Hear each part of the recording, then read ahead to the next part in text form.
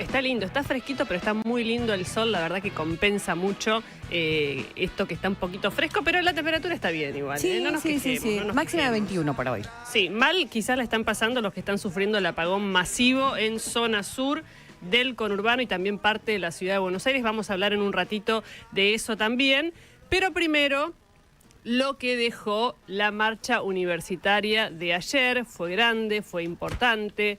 Por supuesto, había caras políticas e intentos de aprovecharse y de capitalizar esa movida. Lo más impactante para mí fue ver a Sergio Massa y atrás de él la bandera que decía Sergio Massa. Hermano, no lleves la bandera, qué sé yo, ya está. Está con tu presencia, ya está, si querías decir el sí. Pero, por supuesto, es lo que intentó también plantear el gobierno, de decir, esto es el tren fantasma, que se cuelga de un reclamo y lo termina deslegitimando. Por supuesto, eso está absolutamente discutido.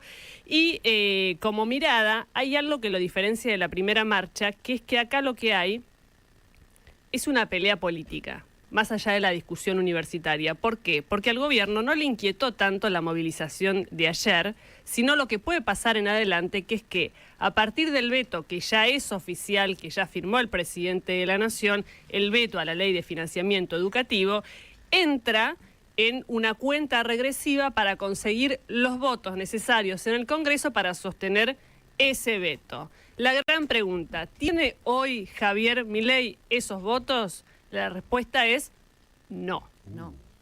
¿Los va a tener? Difícil. ¿No está cerca del número? No.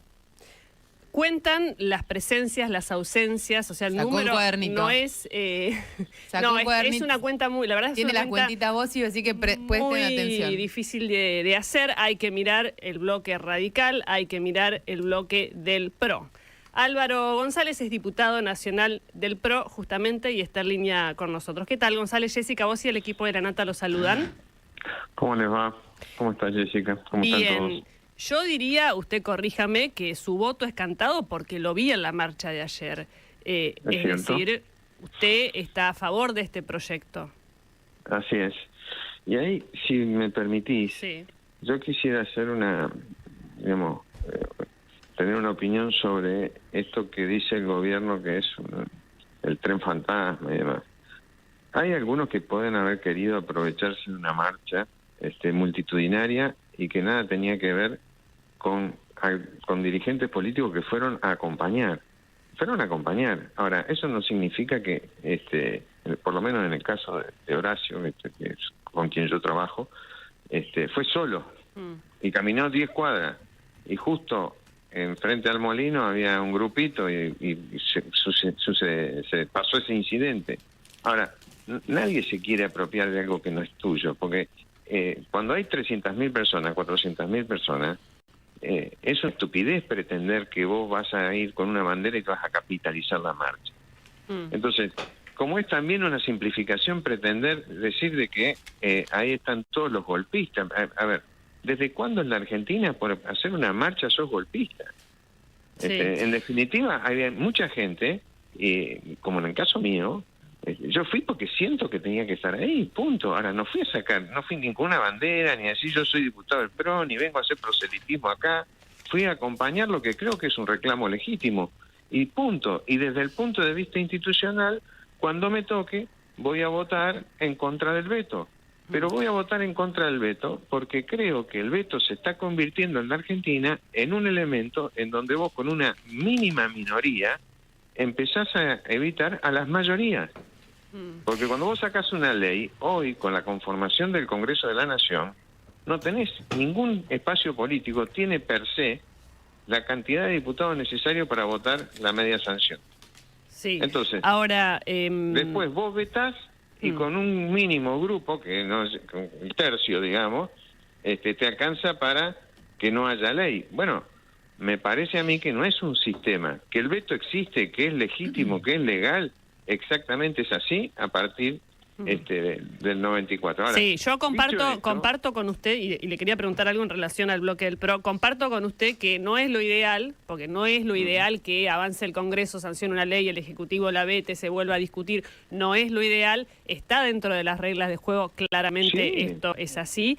Ahora, ¿qué está pasando? Porque el PRO apoyó en general la anterior discusión que tenía que ver con el veto a el aumento de las jubilaciones. En este caso está más dividido, ya lo sé, pero en este caso está más dividido el debate interno y de hecho no hubo un pronunciamiento. El jefe del bloque, Cristian Ritondo, no dice qué va a hacer el bloque. Entonces yo le pregunto, ¿qué discusión están dando puertas adentro del bloque respecto de este veto sobre el que tienen que decidir? Y me confirman que están terminando de firmar el pedido de sesión especial para el próximo 9 de octubre a las 11 de la mañana. Bueno, esa discusión se va a dar seguramente el lunes, que es el día que tenemos reunión de bloque. O sea, Cristian creo que hizo declaraciones el mismo día que estábamos en el recinto, y creo yo que los temas no son todos idénticos, son diversos y por diversos motivos. O sea, uno es jubilado, este es veto al financiamiento universitario. Y me parece que, como bien decís vos, puede haber en el bloque hoy visiones distintas a las que hubo con respecto a los jubilados. ¿Las hay? Yo sé que no me va a contar conversaciones privadas, pero ¿hay diputados del PRO que esta vez no quieren apoyar a Milei? Las hay, siempre las hay, porque en los partidos políticos hay visiones, no todo el mundo pensamos igual. Lo que pasa es que algunos lo hacemos público, como en el caso mío, porque creí que había que hacerlo público, para cumplir con mis convicciones y punto. Después voy al bloque, se discute, el bloque ya sabe cuál es mi posición, Cristian Ritondo ya sabe cuál es mi posición. Yo hablo mucho con Cristian, hace muchísimos años que lo conozco, hace muchos años que trabajamos juntos, y a veces estamos de acuerdo y a veces no estamos de acuerdo. No hay que, ¿viste? No hay que dramatizar, es así. González, Cecilia Uflet lo saluda. Hola Cecilia, ¿cómo le va? Muy bien. ¿Podría plantearse como opción que haya libertad de acción en el PRO? Y es una posibilidad que usted o alguien del espacio podría pedirle a Ritondo como jefe del bloque. Yo creo que esas discusiones, intercambio de opiniones y reuniones de bloque, sirven para eso justamente. Que pueda ser una salida, que haya libertad de acción, sí, claro que puede ser una salida. Lo que no te puedo garantizar que sea así. Entonces yo creo que ahí existe la muñeca de quien conduce, existe también los posicionamientos políticos de todo y cada uno de los diputados que conforman el bloque del PRO. Y también hay un dato, que yo no quiero ser un hipócrita ni mucho menos. Hubo un acto el día sábado y hubo consideraciones en ese acto políticas muy fuertes. Entonces me parece que todo tiene que ver con todo. Vos decís que vas a gobernar solo y tenés 37 diputados y después los que no te acompañan son todos degenerados, son una rata. Bueno, es raro, digamos. Me parece que hay que bajar un cambio porque yo digo, hay veces que digo, ¿qué es lo que está pasando en la Argentina? Milei, cuando era diputado, no era rata, era diputado. Y votó con masa para sacar ganancias. Y cuando llegó a ser presidente, y nosotros, que éramos los responsables fiscales, votamos en contra de eso. Tapando la nariz, pero en contra, por ser responsables fiscales. Ganó la elección él. Y lo primero que hizo fue volver a poner ganancias. Bueno, y nadie dice nada, ¿viste? Entonces yo digo, che, bajemos un poco el tono de confrontación, porque en definitiva, cuando a vos te eligen presidente, o te eligen gobernador, o te eligen intendente, vos sos la continuidad de lo que viene. Le podés echar la culpa para atrás, todo lo que vos quieras. Pero los problemas que tenés son hoy. Sí. Y lo tenés que resolver hoy. González, no sé si pero un poco lo que nos está el planteo de bajar un cambio es algo que debería hacer el presidente en su posición, y eso usted no lo puede controlar. Ahora sí lo que pero voy a esto. Es una observación que hago. Exacto. Lo que sí puede hacer el PRO es marcarle la disidencia con esa postura política en un veto de una ley que no tiene nada que ver con eso, digamos. Me parece que esa es mi postura, si querés. Hay que marcarle la cancha a Milei. Hay que marcarle la cancha a Milei. Y la otra cosa, que es institucionalmente creo que hay que marcar una postura. No se puede gobernar con DNU y veto. Porque para eso está el Congreso.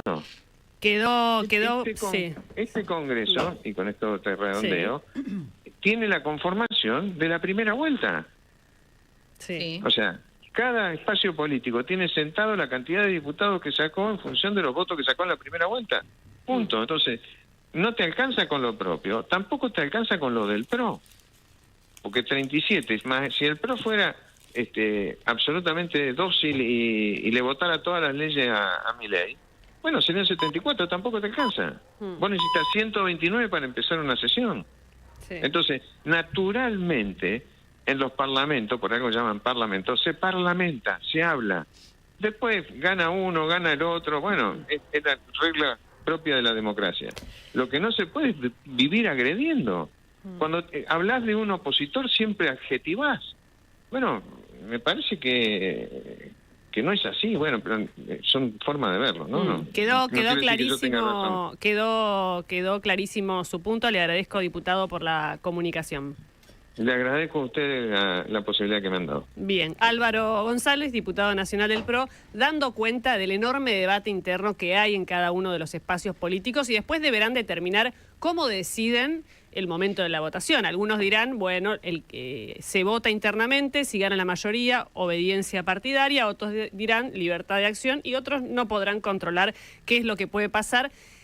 En el punto que más le importa al gobierno, ya quedó atrás para el gobierno la marcha, lo que importa ahora es sostener este veto que hoy se hizo oficial. Vamos a ver cómo lo ve Rodrigo de Loredo, que es jefe de bloque de la Unión Cívica Radical. ¿Qué tal, de Loredo? Jessica, vos y el equipo de La Nata los saludan. ¿Qué haces, Jessica? ¿Cómo estás vos? Muy bien.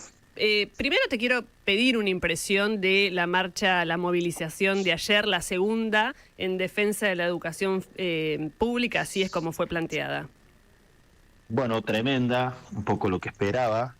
Pone de manifiesto la envergadura de la comunidad educativa por un lado, pone de manifiesto que la agenda o el bien público que representa la educación pública universitaria excede incluso a quienes han sido egresados o quienes participan de esa comunidad. Es un bien valorado por la sociedad toda.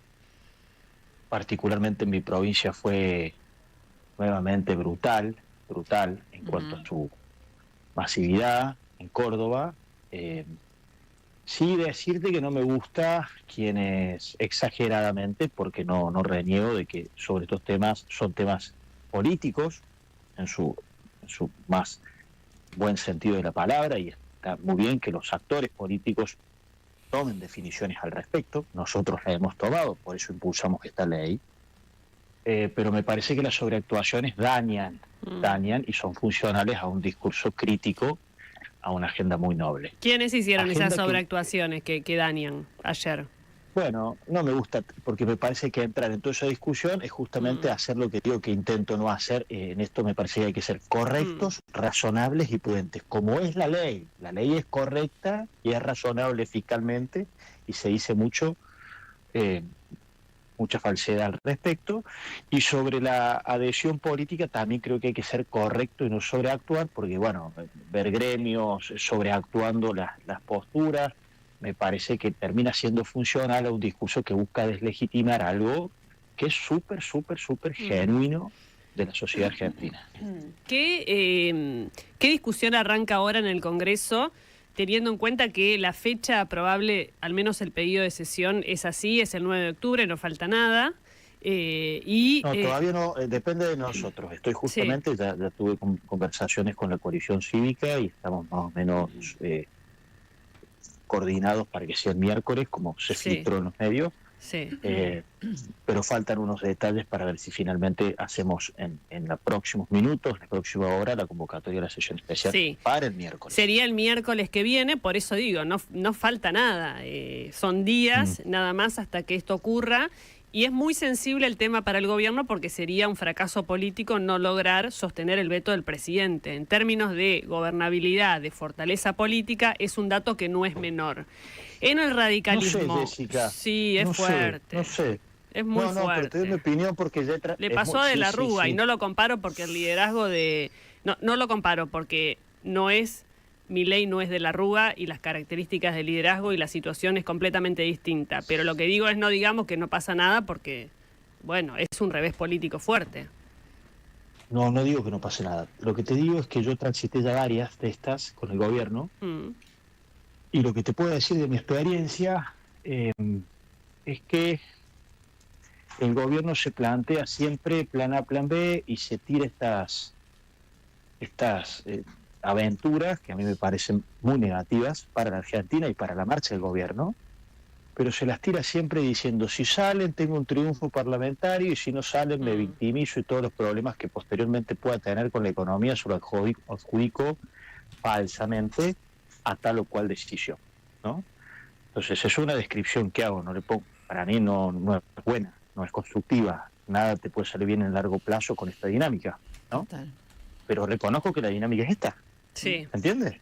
Sí, de todas maneras, ese es el Porque verso que si hace, vos perdóname, analizás, pero ese es el verso del gobierno, es decir, gano siempre. Si pasa esto, gano, si pasa lo otro, también gano. Bueno, te puede funcionar 1, 2, 3, 4 veces, después ya se gasta un poco ese recurso. Yo te estoy describiendo esto porque si no, no le encuentro lógica, Jessica, no le encuentro lógica, porque no es cierto la discusión fiscal, ni acá ni en jubilaciones. Está exagerada, los números no son ciertos. ¿Cuáles son los números fiscales, Rodrigo? Perdón, te interrumpe Cecilia Bufflet, porque ayer el gobierno y el Ministerio de Economía daba algunos datos desde la Secretaría de Hacienda que dicen que las transferencias para el funcionamiento de las universidades se han incrementado muy por encima de la inflación, un 250%, que el atraso está en salarios, pero están mejor que el resto de los estatales. Y lo que planteaban con respecto al proyecto, a la ley, perdón, es que está planteando un ajuste por inflación después de que ya hubo parte de recomposición en el presupuesto del 2023 porque se fue ajustando a lo largo del año. Digamos que hay un 100% de aumento en el 2023 que se aplicó y que el proyecto de ley, que la ley ahora vetada lo desconoce. ¿Cómo son los números? Se mezcla todo con todo buscando este objetivo que yo me imagino que un ciudadano común escucha toda esta discusión y termina diciendo, bueno, no tengo para nada en claro quién tiene razón. Claro, ¿no? Vos tenés un organismo que ha demostrado su objetividad, porque muchas veces ha opinado contrario a los intereses de una u otra bandería política, que es la oficina del Congreso, que se integra por funcionarios de carrera, que ha hecho un cálculo del costo de esta ley, el costo fiscal, que es 0,14 del PBI. Sí. Eso es algo absolutamente razonable, que no quiebra de ninguna manera los objetivos fiscales que el propio gobierno se dio. La ley prevé actualización por inflación, si el gobierno dice que, y de hecho se está logrando, y es buena hora, y ahí están los éxitos de este gobierno, una baja inflacionaria, puede llegar a suceder. Si continúan salarios superando inflación, capaz que esta ley termina generando una actualización por inflación que es hasta no conveniente a un aumento superior de salarios por otro orden. La ley prevé que si hay paritarias no se aplica este coeficiente actualizador, o sea que sigue estando en manos de la gestión, como siempre tiene que ser paritaria del gobierno, que el acuerdo se logre en otro sentido. El gobierno, tanto para jubilaciones, para con esto, dijo que le parece una irresponsabilidad que se sancionan leyes sin previsión de fondos. Yo comparto de vuelta este argumento, así como comparto el equilibrio fiscal, pero no es aplicable acá. Porque ¿Por qué? porque este es el fondo de la cuestión. Vos tenés un presupuesto que prorrogaste. El presupuesto prorrogado no es un no presupuesto. Vos tenés una priorización, un criterio organizacional del gasto, que como no te diste el presupuesto en un acuerdo con Massa, por lo que sea, lo prorrogaste. Entonces vos tenés ya un norte de qué porcentaje de tu gasto tenía que ser destinado a lo previsional y a lo universitario. Si por inflación después recaudaste más, porque por inflación recaudaste más, y vos decidiste hacer el ahorro ahí, bueno, puede ser opinable, discutible, más legítimo, no, lo querés hacer, te haces cargo, pero lo que no podés decir es que no tenías la previsión presupuestaria para este destino. ¿Se entiende el punto? Sí, sí, Yo me imagino que alguien lo escucha del otro lado y yo no entiendo nada de lo que dice. Pero la plata para ese proceso alcanza. Claro, entonces, porque vos decidís, si se está planteando que vos pagues lo que la inflación te tenía que dar, porque objetivamente, otro dato que no es cierto, cuando vas a hacer la comparativa desde noviembre, que es cuando la tenés que hacer, los salarios de las universidades argentinas tienen una poda de más del 33%. Sino, ¿quién puede creer que esto está súper pergeñado hasta por el último docente con dedicación especial de toda la provincia argentina? Sí, ahora yo estoy completamente de acuerdo de que tiene que haber una actualización de los salarios, que es importante sostener el mantenimiento de las universidades. Eso se logró con la primera marcha porque hubo una partida extra y hoy el foco tiene que ver con los salarios. Disculpa. Pero déjame decirte algo sobre la ley. Sí. A mí no me gusta de esta ley que se aprobó que haga una indexación y diga que los salarios universitarios van atados a la inflación. Porque si es por eso, atemos todos los salarios a la inflación, Sí, saquemos claro, de leyes todo el diciendo Estado. eso, y la verdad es que no me parece bueno ni sano, más allá de que para mí el punto central es que se actualicen los salarios. Ese mecanismo es altamente discutible. Jessica, pero está bien el punto, pero hay que contextualizar todo. Estamos en octubre, ¿no es cierto? Sí. Estamos 10 meses bregando con el gobierno para que en una mesa o en una instancia de diálogo articule y le dé una respuesta u otra a esto. O sea, no Sí. se llega de un repollo acá, digamos, ¿no? Sí. Primero, esta misma pelea para que se otorguen los fondos de funcionamiento que bien mapean ustedes, que son menos del 10% de la totalidad del presupuesto universitario, que son los fondos para que abran las universidades, estén limpias, paguen la luz, ¿no es cierto? Sí. El gobierno es como que ha demostrado que esta es la dinámica para que otorgue una respuesta o no, entonces es como que todo lo demás deviene una discusión muy poco honesta, digamos, en los planteos. Y el radicalismo Ojalá esto sí. no hubiese, ojalá esto no hubiese hecho falta. Yo no creo que en el Parlamento nosotros tengamos que estar marcándole los criterios presupuestarios, sí en el presupuesto, pero después en cada ley. Yo estoy de acuerdo con el gobierno que no podés aprobar leyes porque, bueno, mañana le querés dar una vivienda a todos los argentinos porque hace falta y no decís dónde vas a sacar los fondos, pero no es eso lo que está sucediendo en estos casos. Y se llega acá después de 10 meses. ¿Quién me va a acusar a mí? Que de hecho me acusan más de ser muy cooperador con el gobierno, Sí. de que no he Sí. intentado por todos los medios que el gobierno entre en razón, que acá hay un planteo genuino, como también es genuino el millón de cosas que tienen que cambiar en las universidades argentinas. Pero también es cierto que el gobierno, en su política educativa, no ha puesto sobre la mesa cosas concretas para que eso cambie también. Sí. Va a Te quería contar con el preguntar, quiero ir acompañamiento nuestro. muy al grano, una cuestión de poroteo y de decisión política, que es, yo supongo que van a volar sillas en la reunión de bloque de la Unión Cívica Radical, porque, bueno, en la discusión Bueno, pero eso pasa anterior siempre. hubo... Está bien, pero ¿qué criterio van a tomar? ¿Se vota y lo que decide la mayoría debe cumplirse por el resto? Eso. ¿Libertad de acción? ¿Qué es lo que van a proponer? Vamos a trabajar para insistir con la ley, eso es un dato. De hecho, vamos a ser quienes promuevan la sesión especial, como hemos sido quienes promovimos esta ley, y creo que vamos a lograr el número necesario para la insistencia. De ahí al fino, bueno, es el trabajo que nos queda.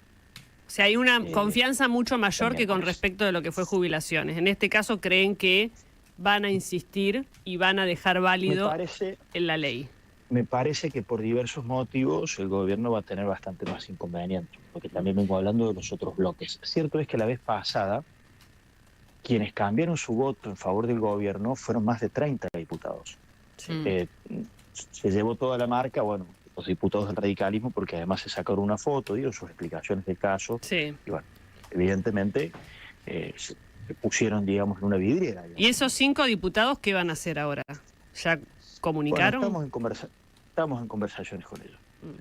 Álvaro González nos dijo recién en una entrevista antes que la tuya que el acto del sábado de Milei influía en su decisión y que él creía que también en esta decisión sobre el veto o no, respaldar o no el veto, estaba marcarle la cancha a Milei. ¿Cuánto influye la situación política, la relación política con el gobierno? Lo respeto, Álvaro, lo respeto, pero no tomo decisiones sobre el fondo de la cuestión para marcar la cancha o no marcar la cancha. Y hay algo que digo permanentemente porque se me acusa muchas veces de esto. ¿Por qué ustedes acompañan algunas cosas y el gobierno tiene un destrato para con ustedes? ¿No? No estoy para nada de acuerdo con esa gimnasia violenta, bulinera. Me parece que además genera cultura por momentos se me le hace inexplicable presentárselo a mis hijos cuando me lo preguntan. Eso no me parece grave. Pero no entiendo quienes van a votar sobre el fondo de una cuestión en función a cómo te traten o te destraten. Que eso lo haga Mirta, ¿viste? Entonces, ¿cómo es la historia? Si te Sí, tratan bien, vas a votar algo que no estás de... Si te ven bien. Si te tratan bien, vas a votar algo que no estás de acuerdo. No, te juro que me trabo. Te va a llamar Mirta porque nos escucha siempre. ¿Te preguntaron tus hijos por el acto? ¿Cuántos años tienen tus hijos? Tengo 4, así que 14, 12, tengo para todos los gustos. Wow. ¿Y los adolescentes te preguntaron por esa irascibilidad de Milei en el acto? ¿Viste? Aparecen cosas, hay veces, la otra vez ese video con ratas que estaban como... pero... ¿Para las ratas, por las ratas en el Congreso o las ratas, la trampa para las ratas? ¿Cuál de los dos? Las trampas, ese me pareció muy... Lo otro, las ratas en el Congreso, bueno, la animalización de los opositores es una práctica más vieja que nos llamaban gorila nosotros hace muchos años. Después tortuga le llamaban a Arturo Illia, gusanos llamaban en la dictadura cubana, y así tenés millones de ejemplos. No hago de eso un tema porque creo que es caer en la trampa. Sí. Honestamente trato de dar razonabilidad, hablar sobre el fondo de las cuestiones. He acompañado al gobierno casi en la mayoría de sus decisiones, he pagado costos por eso. En esto me parece que es muy razonable el planteo fiscalmente. Creo que es un acierto lo que plantea el gobierno del mantra fiscal. Creo que es el principal problema para nosotros, el punto de despegue, muchas otras cosas que necesitan Argentina, pero si no tenemos equilibrio fiscal y estabilidad económica y baja inflacionaria, todo lo demás es un verso. Es un momento complejo del país, yo veo que hay poco margen para hablar de otras cosas, siento que es como que tuviste un accidente y estás en la sala de espera y estás viendo cómo sale tu hijo y sale el médico y te habla de otro tema, dice, no, vos decime si está bien o está mal. Entonces creo que la sociedad no está muy permeable a escuchar muchas otras cosas más que, bueno, veamos si le pega o no en lo económico. Entonces es un andarivel complejo, pero bueno, es la que nos toca. Yo trato de hacerlo con mucha responsabilidad. Este es un caso muy gráfico, también el de lo previsional. Intenté persuadirlo del gobierno, le dimos muchas alternativas, mucho tiempo, hablamos mucho con él. Salen las cifras de la pobreza, no creo que sean adjudicables a este gobierno pura y exclusivamente, para nada. Creo que son adjudicables a 20 años de populismo, no tengo dudas, pero un poco válida esta mirada nuestra de grado, de decir, che, falta una cuestión cualitativa en el ajuste porque la pobreza en adultos mayores creció mucho más que años anteriores, entonces no era un verso lo que veníamos diciendo. Ojalá prime la razonabilidad. Cuando te digo que yo lo veo actuar hacia el gobierno, veo que vos me contraargumentás como si yo lo estuviese, digamos, ponderando. Yo estoy describiendo lo que veo en la praxis parlamentaria, ¿no? Plan A y plan B. Sí.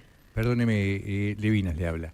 Yo lo que noto es como una especie de incapacidad de la clase política de entender el proceso que se está viviendo cuando Milei tiene esas conductas que son realmente antidemocráticas, más allá de que podemos tomarlo simplemente como es una cuestión de carácter y la forma de actuar del tipo, pero al mismo tiempo la democracia es otra cosa. La democracia no es solamente ir a votar y a partir de ahí vos manejás haces lo que querés, sino que vos tenés que consensuar, discutir, tratar de negociar.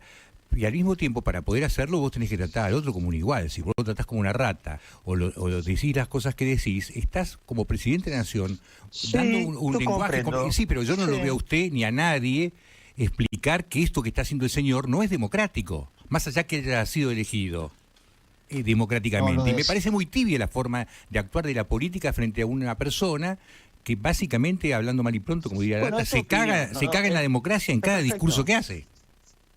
Está perfecto, es tu opinión. No es mi opinión. Sí. No es lo que dice la es democracia. En la democracia no se putea al tipo que no piensa como vos. Ya quedó el punto, es tu opinión. Bueno, es tu opinión. Bueno.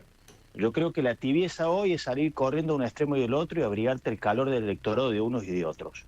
De quienes ahora toman agendas y han destruido las agendas educativas en Argentina. Yo no voy a cambiar mi sentido, mi voto, porque ahora ellos cambien su comportamiento a lo que hicieron anterior. O sea, siempre que tiene que estar en el foco lo importante y lo relevante. Lo que decís vos, lo acabo de decir yo. Me parece que este comportamiento y este lenguaje que está pasando en el mundo entero no se concilia ni con la democracia ni da buenos resultados en el largo plazo. Es hijo de una frustración, de una catarsis que hace la sociedad. Que lo que está diciendo el presidente hacia la política, que me parece muy mal dicho y lo repudio, creo que mucha gente durante mucho tiempo dice que alguien se los diga, porque si no explicamos, no entendemos nada. Me parece que el que tiene que razonar para ver qué está pasando y no simplificar es el análisis que estás haciendo vos. Lo que sí yo digo es que la catarsis no te trae soluciones a los problemas. Sí. No te trae soluciones a los problemas. Igual que los consensos. El consensualismo vacuo, nos ponemos de acuerdo para que nada cambie, o el consensualismo corporativo, del cual Argentina tenía un montón, sería la forma impura de Aristóteles de los consensos, que es decir, nos ponemos de acuerdo espuriamente para defender cada uno su kiosquito. También hay un hartazgo de eso. Entonces estamos en un momento complejo. Yo no lo creo como vos, así de simple.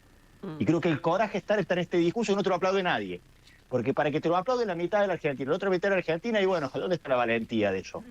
Tiene que estar con caminar solo, entendiendo qué está bien y qué está mal. Y ordenando las cosas. Está bien cómo habla el presidente, me parece que está mal. Me preocupa hasta incluso la cultura que genera para generaciones que vienen. Sobre eso, no le voy a dar las herramientas para que gobierne, empiezo a actuar mal yo. Pero hay un Y momento, así viceversa. hay un momento también para la reflexión, donde uno tiene que tomarse un tiempo. Si de repente vos que hay 1 millón y pico de personas en la calle diciendo algo sobre el proyecto educativo, donde hay gente de toda clase y de todas las... Vos decís, bueno, vamos a pensar si lo que estamos haciendo está bien. Acá no hay ningún pensamiento, acá se sigue adelante como si eso no existiese. Más allá de que uno vota y ahí la gente tiene que hacer... Bueno, por eso estamos a poner... Bueno, sí, por eso nosotros estamos apoyando esta agenda. Sí, claro. Gracias, De Loredo. Por eso también Sí. me preocupa que la empañen a la agenda. ¿Que la y que qué? termine siendo funcional. Que la empañen. Ah. Que te aparezca Sergio Massa, que Cristina mande un mensaje, que la CGT, que todos los partidos, incluso el nuestro, sobreactúe. Porque vamos a terminar siendo funcionales. Ya lo hicieron con la agenda de los derechos humanos, ya lo hicieron con la agenda del género. ¿Con cuántas agendas más van a terminar destruyendo el uso político de los temas? Hay que tener mucho cuidado con eso también. Y eso no es tibieza, para nada. Eso es coraje para decir las cosas como son. Te las aplaude quien te las tenga que aplaudir. Gracias, diputado, por la comunicación. Rodrigo Gracias a De ustedes. Loredo, jefe de bloque de la Unión Cívica Radical en la Cámara de Diputados. Se picó al final, se picó fuerte al final, pero es un gran debate, 2 debates me parece que están a la vez, que uno tiene que ver con la discusión por la educación pública, por los fondos para las universidades. Anoche hubo un debate en TN entre el subsecretario de Políticas Universitarias, que es Alejandro Gallego, Álvarez, el galleguito, y Emiliano Jacobiti, que es vicerrector de la Universidad de Buenos Aires. Tenía todo para perder, ¿quién? El funcionario del gobierno. Sí. Porque era la defensa, tenía que explicar por qué no se subían los sueldos como pedían los docentes, por qué el presupuesto universitario estaba acotado, y terminó imponiéndose en el debate. Fue absolutamente impactante ver eso, que estaba Jacobiti en modo Massa, solo le faltó decir por sí o por no. Sí o por no. Fue muy impactante ver ese debate. Tiene sus razones el gobierno, debería explicar más qué quiere hacer con las universidades y qué no quiere hacer con las universidades. Lo que no quiere hacer quedó claro anoche, me parece que ese es un punto saldado. Por eso la discusión ahora, insisto en este punto, es política. ¿El gobierno va a darle aumento a los docentes? Sí. Lo que no quiere es que la oposición le maneje la política económica y salarial desde el Congreso de la Nación. Va a tener un costo político porque lleva al extremo todas las discusiones políticas como lo hacía el kirchnerismo. Exactamente igual. Va a tener un costo porque que el presidente vete una ley y el Congreso le diga, no, ¿sabés qué? No, escudito, vale lo que nosotros votamos, tiene un costo político. Y también tuvo ayer, el número no importa, un poco más, un poco menos, el cálculo de la Nación, que lo hace con un método de inteligencia artificial y demás, dio 270.000 personas en la ciudad de Buenos Aires. Es muchísima gente y eso no lo mueve Cristina Kirchner. No lo mueve nadie lo Martín mueve. Es una Lutó. ingenuidad pensar. No lo mueve nadie. Pensar O que sea, eso fue aparato. hubo gente que se quiso aprovechar, sí, pero hubo gente que fue porque quería defender algo. Pero ahora, momento de paz, Tenemos momento una de paz. qué, Levinas, a su cargo, no sé, relájese. Yo le porque cuento, usted estaba bastante... fue Año Nuevo allá, anoche empezó Año Sí. Nuevo Judío, y como la situación tenemos muchas cosas que nos preocupan, no solamente desde el punto político, sino también desde el punto de vista personal, con nuestro amigo Jorge, curándose de a poco, pero curándose. Mi hija me mandó un... Ayer estuvo muy bien, me dijeron. Sí. Perdón, no puedo contar. Sigamos. ¿Por qué? No hay bozal, vos sí. No hay bozal. No, bueno. No. El tema es la jalá. La jalá es un pan que se come los viernes y también se come en las fiestas, salvo que sea paisas, que no se come harina. Este jalá lo hizo mi hija y lo traje para acá especialmente Bárbara. para que hagamos se hace una bendición y se come esto. La cosa es que el que hace la bendición, que voy a hacer yo, ¿Y usted por qué hace la bendición? y porque voy a ver... Es el único que la puede hacer acá. Antes de comer el pan tengo que hacer la bendición. Si Y lo después bendice yo Tartu, tengo se que va toda la cortar... Pero mierda. es una bendición verdadera, ¿no? Verdadera, en hebreo, sí. Ok. Y yo lo que tengo que hacer ahora es hacer la bendición, cortar un pedacito, comerlo, repartirlo, y cada uno tiene que agarrar un pedacito, no hace falta que sea mucho, para que la bendición y lo que significa esto prospere. Ok. Y la nata bien vuelva antes. Sí. Por ejemplo. ¿No? ¿Eh? ¿Se hace en esta festividad nada más? No, todos los viernes también. Ah, mira. Pero como esta es la primera del año... ¿Se tiene que Vale, pedir doble. algo puntual o no? ¿O no ¿Eh? se pide? Un año dulce. No se pide. Usted ¿No? puede pedirlo. Ah, Cada ok. uno puede pedirlo. Y Gaby. sobre todo ustedes que son goin pueden pedir cualquier cosa. Ok. Y tal vez para hacerlos entrar se les da. ¿Por qué se ve en las tarjetas y por estos días la miel con la manzana? Porque es otra forma de decir que el año nuevo tiene que tiene que ser próspero, dulce, ¿no? Es una forma Bueno. de lograrlo. Acá, no sé si... Dale. Ahí estamos en YouTube viendo Elisa en Bárbara. primer plano. Entonces yo, Baruch ata Adonai Eloheinu Melech Haolam Amotzi Lechem Minaretz, que significa bendito seas tú, Dios, que nos diste el pan que sale de la tierra. ¿Ok? Entonces yo agarro un pedacito del pan, Sí. Muy bien. uno como... ¿Cómo? Bueno, Hermoso. como pasa tarta. vamos pasando de mano en mano el pan. Pero ¿y quién habla? Porque vamos a estar todos Me comiendo. dice que si ustedes quieren la de receta, ya Feynman ya me encargó uno, Es muy porque rico esto, Feynman no, lo mejor de esto es al otro día, hoy es el otro día, cortarlo en rodajas y ponerle manteca. Pero Bueno, ¿Es dulce Todo ahora con o manteca, seca? vale. Es dulzón, Es medio riquísimo. dulzón, tipo Muy una, rico, che. una factura, una cosa así. ¿Se una- compra en panaderías de la cola? ¿Podés, bueno, Jessy? tengo que sacar un pedazo grande porque no puedo más chiquito. La habilidad motriz. Ahí está. Ay. Hermoso. Está muy bueno. Bueno, Ah, sí, cuesta. Bueno, y lo increíble, ¿sabes qué? Es que yo hago el pastrón mejor que mamá y el gefilte fish. Bárbara lo hace también, ya lo está haciendo mejor. Es decir, que las generaciones van pasando y seguimos haciendo el mismo pescado que hacía mi abuela y mi bisabuela. ¿No? Genial. Sí, ¿Eh? fabuloso. Muy rico. Muy rico. Bueno, Espero que se cumplan todos mis pedidos. No los voy a decir, pero pedí varias cosas. yo me Más de una. imagino uno. No. El primero debe ser que se incrementen sus fuentes.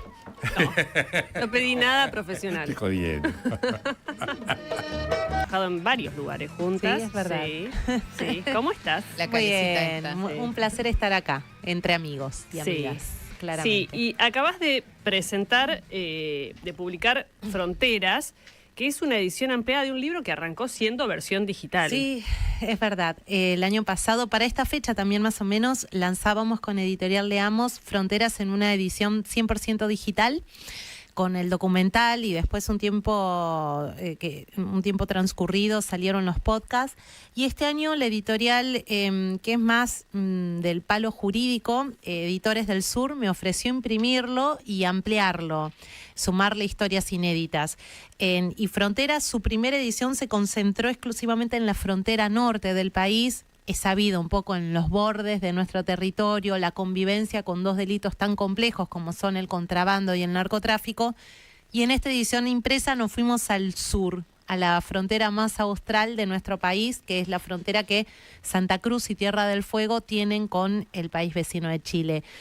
También para ver un poco cómo es esa dinámica, esa vida en esta frontera tan extrema y qué pasa con estos delitos también. Así que esta edición impresa viene con esas historias, con esas novedades y bueno, y por supuesto recoge todo lo que ya venía exponiendo Fronteras en su edición Imagino digital. que deben ser muy distintas, ¿no? La vida de la frontera del norte de la del sur. que debe ser mucho más dura también, Sí. por una cuestión climática. Pero ¿qué te encontraste de distinto? Vos, y siendo vos del sur Sí, también. claro. Me pasó en lo personal que era una frontera que no me resultaba muy ajena, Claro. que es esa frontera de Santa Cruz con Chile. Los santacruceños tenemos algo con las distancias que nada nos parece muy lejano, ¿no? A mí me llama la atención cuando los porteños dicen, no, ir a Mar del Plata, creo que son 340 kilómetros más o menos de A la capital. costa. 404. 400. Y para nosotros todo, yo soy de Río Gallegos, la ciudad más cercana a Río Gallegos son mínimo 240 kilómetros y son cosas, a veces Calafate, que es 340, vamos y venimos en el día, o Punta Con una Arenas. ruta que no es la, Claro. no es la autopista Buenos Aires, No, Mar del Plata. claro, exacto. O Punta Arenas, que es la localidad chilena más recurrida por los santacruceños como Puerto Natales, son viajes que hacemos en el día y son más de 400 kilómetros. Y porque todo es tan lejano en la provincia de Santa Cruz que esas distancias no nos resultan como demasiado extensas. Y había algo en esa frontera que ya lo fui a recorrer con otra mirada, que sí me sorprendió, que tiene que ver con lo inhóspita de esa tierra. Estas fronteras australes tienen una particularidad y es que son extremadamente extensas, que hay muchos pasos fronterizos legales entre Argentina y Chile en la Patagonia Austral, pero que también esa extensión territorial posibilita que las organizaciones criminales hagan y deshagan como mejor les parezca, porque la idea del control se vuelve inviable, ¿no? Se vuelve inviable. Y también porque me encontré con otra particularidad, y es que, sobre todo en la provincia de Santa Cruz, existen algo que la justicia ha llamado campos fronterizos.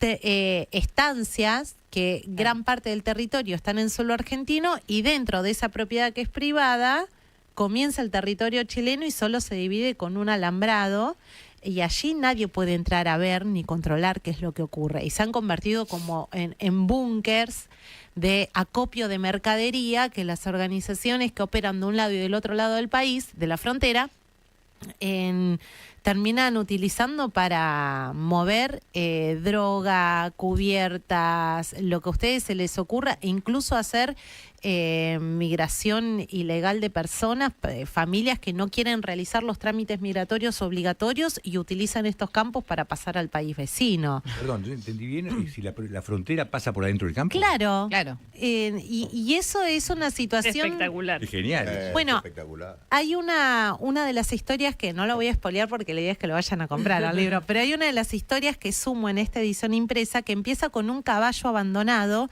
en la estepa santacruceña. Un gendarme detecta un movimiento raro, ya 4 o 5 jinetes juntos en medio de la estepa, ya es un movimiento raro, ¿no? En Santa Cruz. El gendarme se identifica, pide que se detengan y estas personas huyen y dejan un caballo abandonado solo. Y cuando el gendarme se acerca, sobre su lomo, el animal tenía más de 2 millones de pesos en cigarrillos contrabandeados, que era cigarrillo proveniente de Paraguay. Claro. Digo, Sí, el tráfico de cigarrillos viene.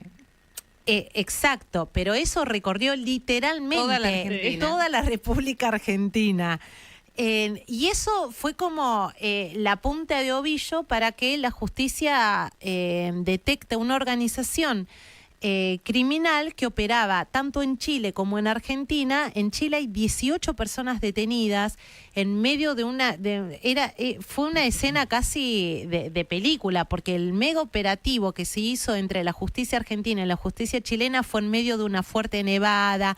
Un par de vehículos de las fuerzas federales se quedaron varados por la nieve, no pudieron ingresar a algunos campos, y allí se detuvo una enorme cantidad de personas y se logró desactivar esta organización que utilizaba 7 campos fronterizos. Y movían cigarrillos, droga, cubiertas, y ahí detectaron que además esto que empezó con un caballo abandonado era una mega estructura. Tenían contadores, escribanos, empresas fantasmas para lavar el dinero que ingresaba, que manejaban de manera de origen ilícito para poder seguir operando, y detectaron que parte de la droga y la mercadería venía desde Misiones. por tierra hasta la provincia de Santa Cruz. Entonces, la verdad es Las que... dos fronteras Sí, porosas se conectan. me unieron, esta sola organización me unió las dos fronteras sin pretenderlo en algún punto. Aquí, acá, de León Gieco. Claro, de Ushuaia a La Quiaca, esto sería desde Paraguay o la triple frontera hasta la provincia de Santa Cruz. Lu, vos decías que hay familias que no quieren hacer los trámites migratorios. Por supuesto que ahí me imagino que, bueno, cualquiera persona que por cuestión de antecedentes o penales puede pasar. Pero también hay familias que por, no sé, por una cuestión cultural o lo que sea, no quieren pasar por la frontera. Bueno, eso se ve mucho más en el norte de nuestro país, donde hay fronteras que son un riacho al lado del paso, como es en La Quiaca, al lado del paso fronterizo Formosa, ilegal. Bueno. Lo que sería donde estaba el bañado de la Estrella, donde antes estaba el Pilcomayo que se borró, lo pasás caminando. Sí, lo pasás caminando. Y 500 kilómetros son, y por esos pasos clandestinos pasan más de 3.000 personas por día solo en La Quiaca.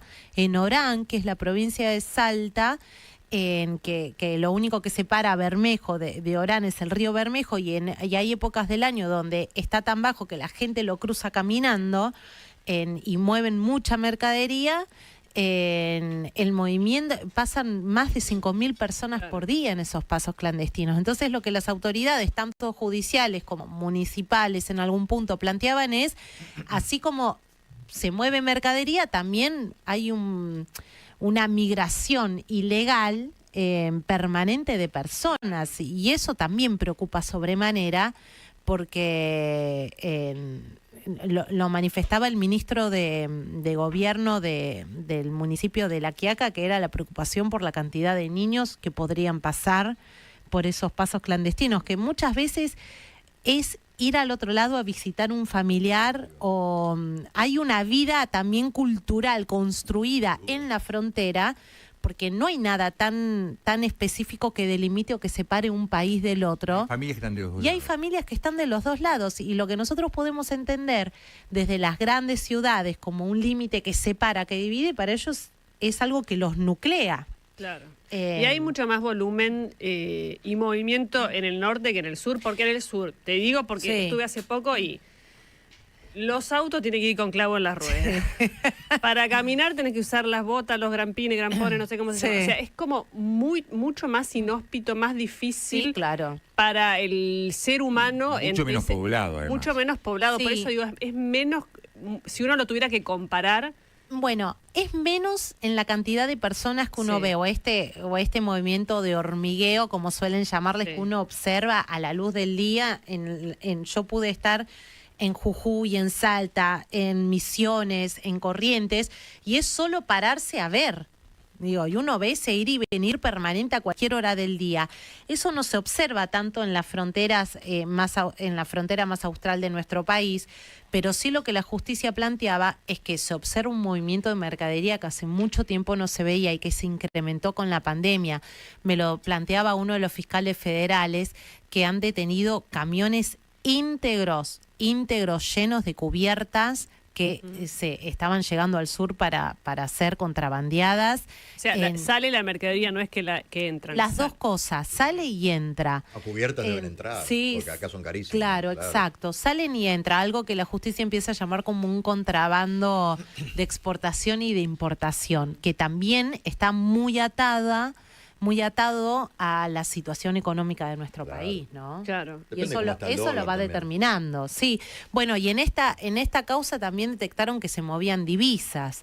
Entonces, realmente lo que expone es que las organizaciones criminales, hay dos cosas centrales. Una, que hablan de un delito transnacional, es decir, es un delito que no entiende de frontera, la trasciende justamente, y después que se han profesionalizado en gran manera en muy poco tiempo. Incluyen contadores, incluyen escribanos, incluyen empresas fantasmas, e incluyen un sistema de postas en las rutas, porque hay que llegar del norte extremo al sur del país. No solamente postas, sino que yo lo he visto, además, porque yo viajaba muchísimo, ida y vuelta a Formosa 2 veces por mes. Vienen los camiones y el camionero hace así. Golpea con la mano afuera, se acerca el policía, le da algo y el tipo sigue y no lo revisan. De adentro puede haber cualquier cosa. pero va y viene, eso es una cosa, hay todo un sistema, Sí. porque hay que llegar a hacer, aunque sea hasta Buenos Aires, son 1.300 kilómetros, 1.400 kilómetros, ¿entendés? Y pasan por puestos de gendarmería, porque digamos hay lugares donde hay gendarmería en el medio de la ruta, y pasan por todos lados, ¿y cómo llegan? Con coima. Con coima. Bueno, eso también lo plantean muchas autoridades judiciales. Primero, el narcotráfico mueve un dinero que no lo mueve ninguna actividad. Y gran parte de ese dinero se destina a la compra de voluntades. Si no, es impensado que algo llegue de punta a punta de nuestro país sin que alguien haya mirado intencionalmente al costado. Claro. Si no, realmente es imposible. Y de hecho hay expedientes judiciales donde terminan involucrados referentes de las fuerzas federales, de las fuerzas provinciales.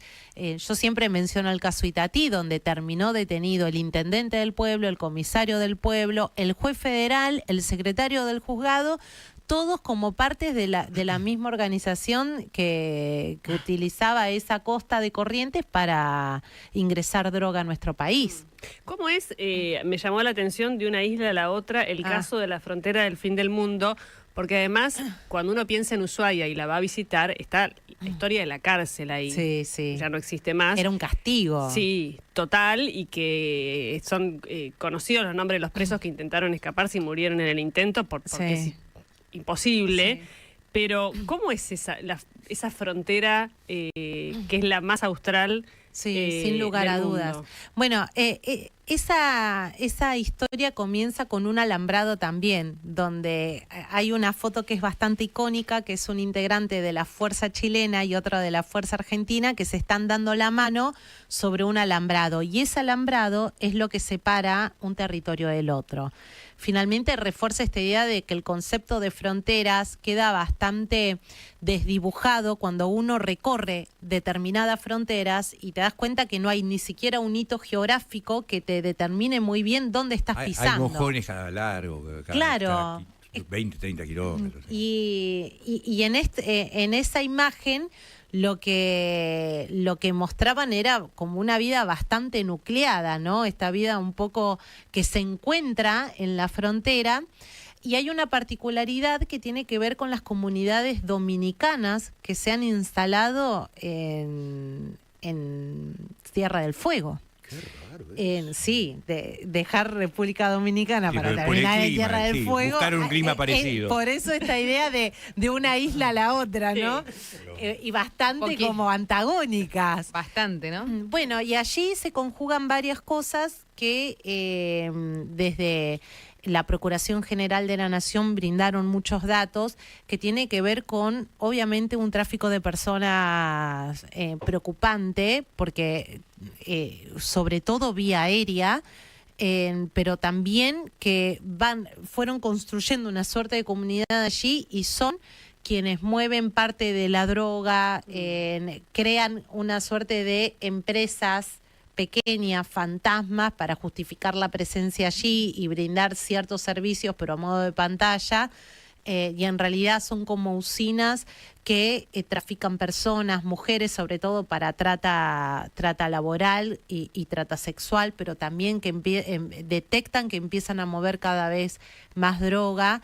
Y la Procunar, que es la Procuración Especializada en Narcocriminalidad, ha puesto el último tiempo un ojo, una particular atención allí, porque han visto que ese movimiento se ha incrementado. Y llama la atención esto, ¿no? Una comunidad de dominicanos en la frontera, pero más extrema de nuestro territorio. Y la gente que está en frontera ya no del sur, sino en cualquier lugar... porque vos contabas la historia de los dominicanos y claro, uno repasa a la gente que va conociendo que vive en ciudades de fronteras, sobre todo en el sur, o sea, que muchos son de otro lado, no es que hace 150 años que están las familias ahí.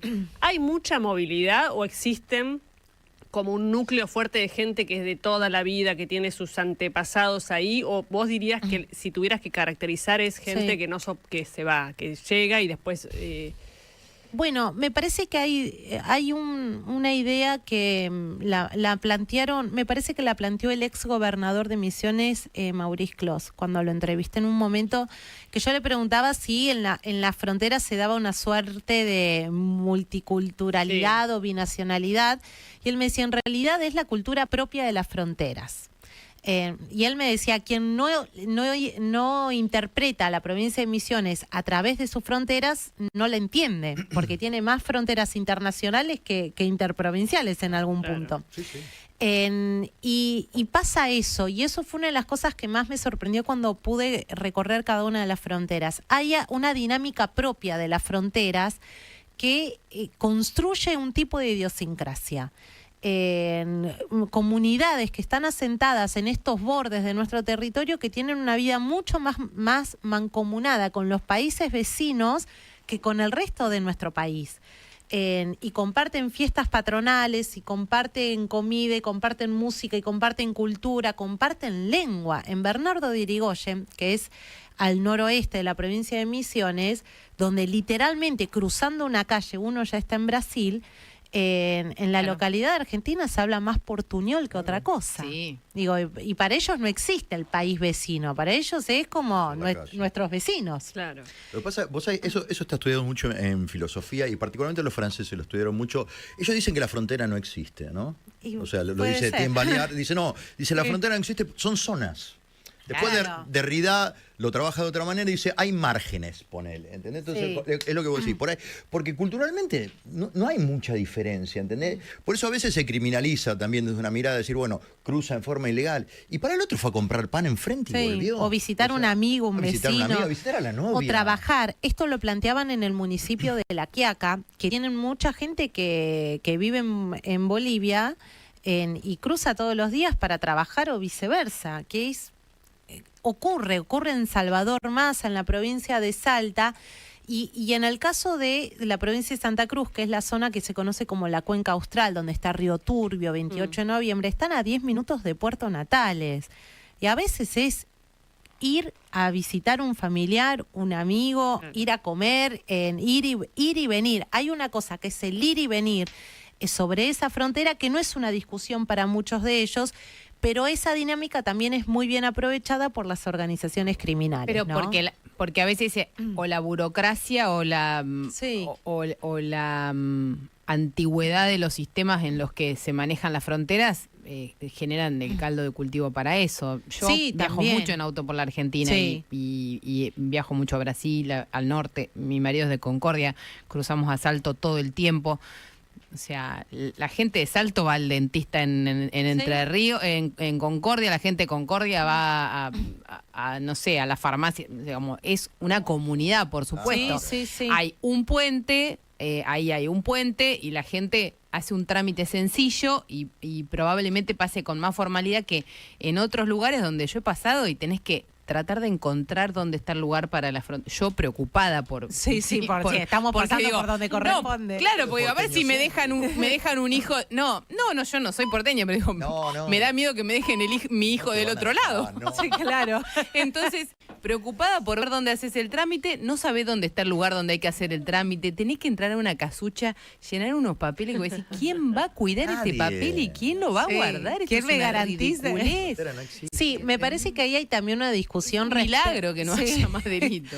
Bueno, también me parece que hay una discusión respecto a cómo deberían ser esos controles migratorios, porque es verdad que un país no puede perder el registro del movimiento de su frontera, ¿no? Por supuesto. Claramente.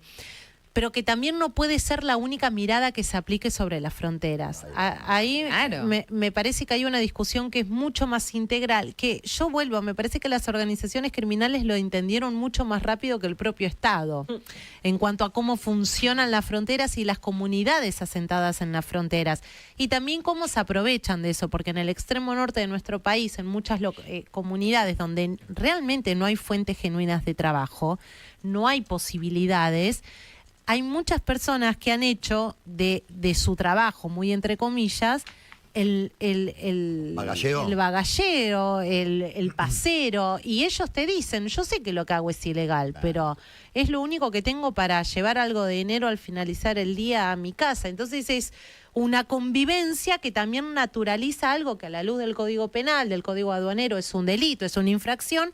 Pero vos a esas personas solo le caes con el peso de la ley, o el Estado también va a retomar su rol allí para restituir derechos. Me parece que es como más amplia la discusión. Hay vacas de Paraguay que vienen a pastar a Bueno, territorio nuestro. ¿Y qué hace? Es Le increíble. firmaba una infracción. Si yo te cuento lo que es esa frontera, te morís de risa. Bueno, y con el tipo de... depende de la situación del tipo de cambio. En el año pasado en Concordia había casamientos, la gente se casaba en Salto. Se casaba en Salto, en el registro civil de Salto, y cruzaba a hacer la fiesta en Concordia. Buenísimo. Es espectacular, claro. Pero me parece que por eso la discusión tiene que ser mucho más allá de llenamos de gendarmes o no la frontera.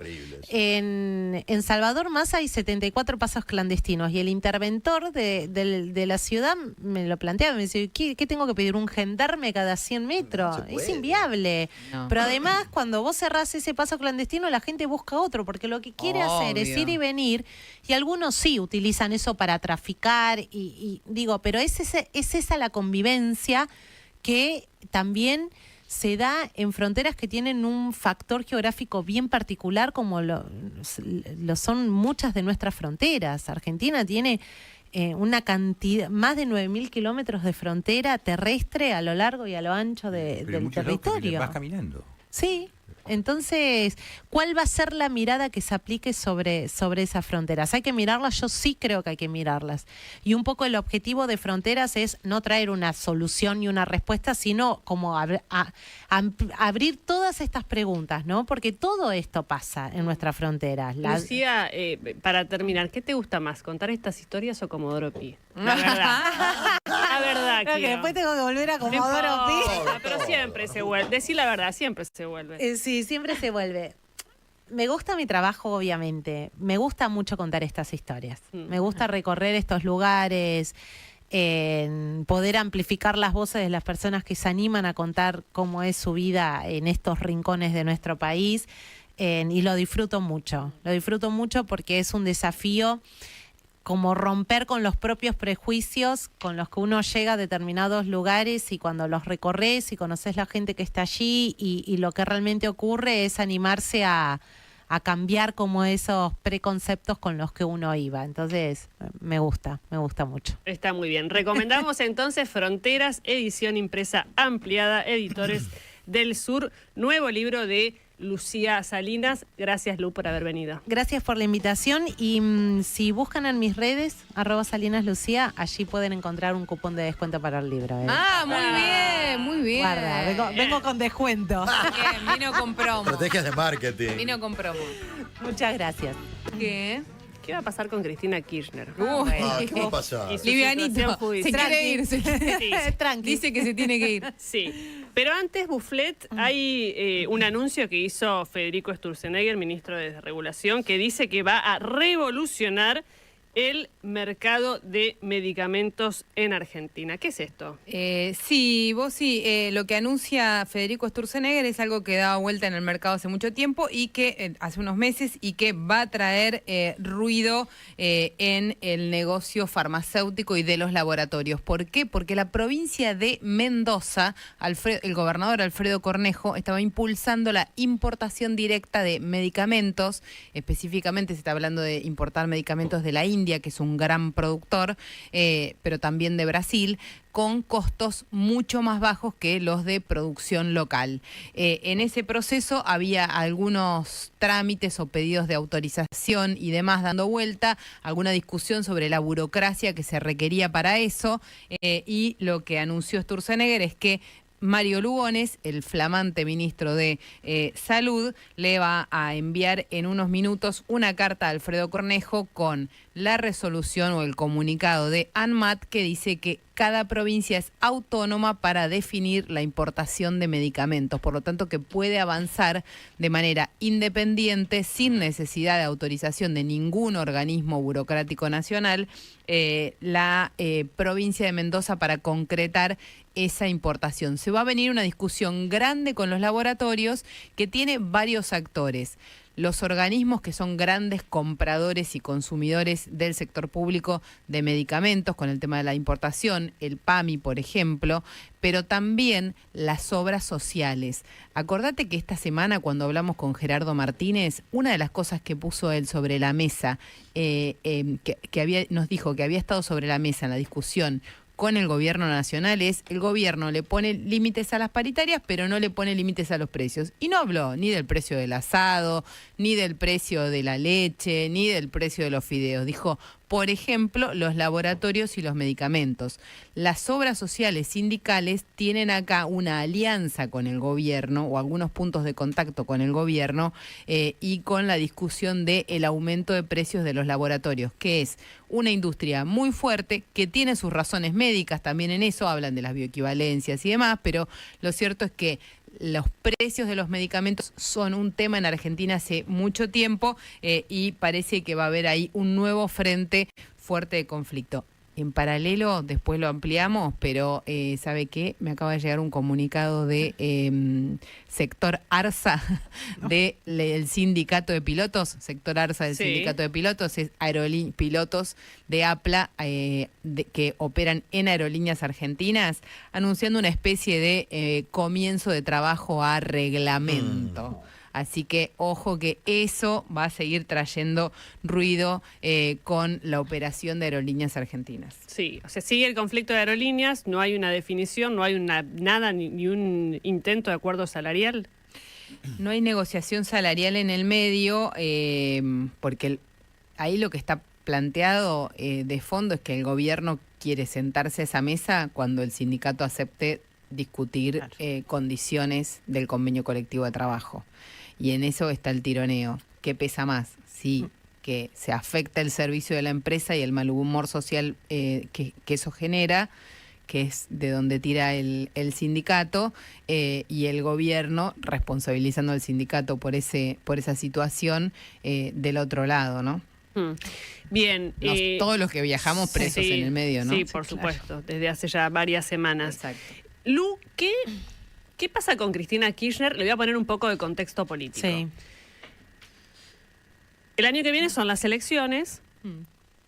La provincia de Buenos Aires elige candidato a diputados, no elige senadores, que es, desde el punto de vista de la jerarquía, quien fue presidente de la nación, gobernador, etcétera, siempre busca cargos más relacionados con el Senado porque son como otra alcurnia, digamos.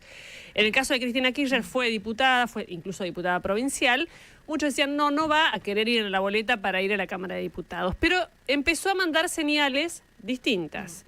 Estas señales distintas tienen que ver con lo siguiente. Hizo una recorrida en La Matanza. Hacía mucho que ella no hacía ese tipo de apariciones. Podía estar en un estadio o en un polideportivo para dar un discurso, o en una universidad, pero no ir a recorrer. Por supuesto que eso está armado, pero estar en contacto con gente y demás. Y por otro lado, hay una gran interna en el kirchnerismo / peronismo en la provincia de Buenos Aires. Para hacerlo muy resumido, Axel Kicillof obedece a Cristina Kirchner, pero no a Máximo Kirchner. Si tiene que discutir en contra de Máximo Kirchner, va a haber una pelea. Ahora, si aparece Cristina y dice, señores, soy la candidata, todo el mundo se saca el sombrero, y entonces sería una solución para el año que viene. En el medio, ella ya dijo una vez, yo estoy proscripta. Cosa que era falsa, totalmente falsa. Pero ¿qué puede pasar con su situación judicial? Ella ya tuvo una condena por el caso Vialidad, 6 años, la condena de 6 años de prisión.